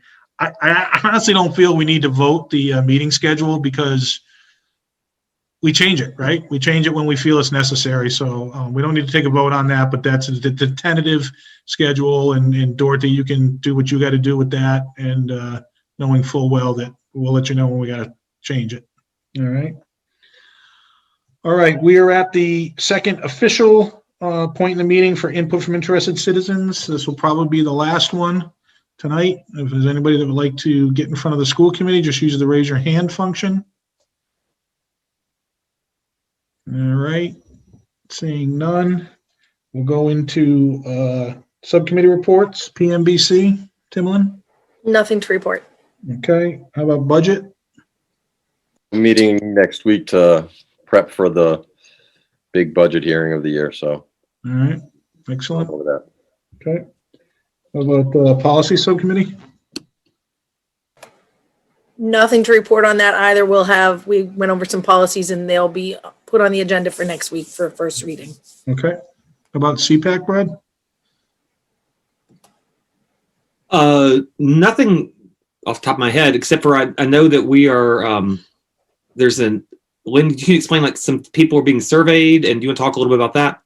Sure. We're just in the middle of our tiered focus monitoring, which is our every 3 years, our review by DESE. We're having our on-site review. DESE's actually coming on site to review our files. That's going to be the week of March 8th. But prior to that, parents are surveyed so that they can collect, so DESE can collect some data as well. Surveys were sent out to all of the families, and last night there was a parent orientation session where representatives from DESE and our reviewer provide a overview of the TFM process, and that presentation is linked on the website, so parents will be able to access that. In addition, they do a Q&A at the end, and a little feather in our cap is that out of all of the districts that our reviewer is reviewing, and we had the best attendance of any of the parent orientations. All right, awesome. All right, anything else? We will need an executive session for this meet at the end of this open session. For the sake of clarity and transparency, this is to discuss contract with the administrative assistants. We will not be discussing any contract negotiation strategy with the LEA, the teachers union. This is for the administrative assistants.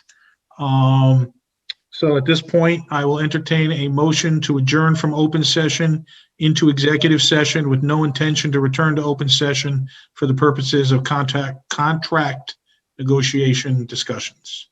So moved. Second. All right, it's been moved and seconded. We'll take a roll call vote. Matt? Matt Hunt, yes. Brad, Brad Austin, yes.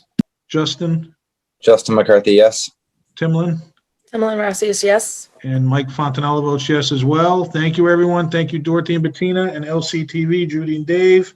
And we'll see you all next 2 weeks, and I'll see you guys in the executive session. Rah, rah. Thanks.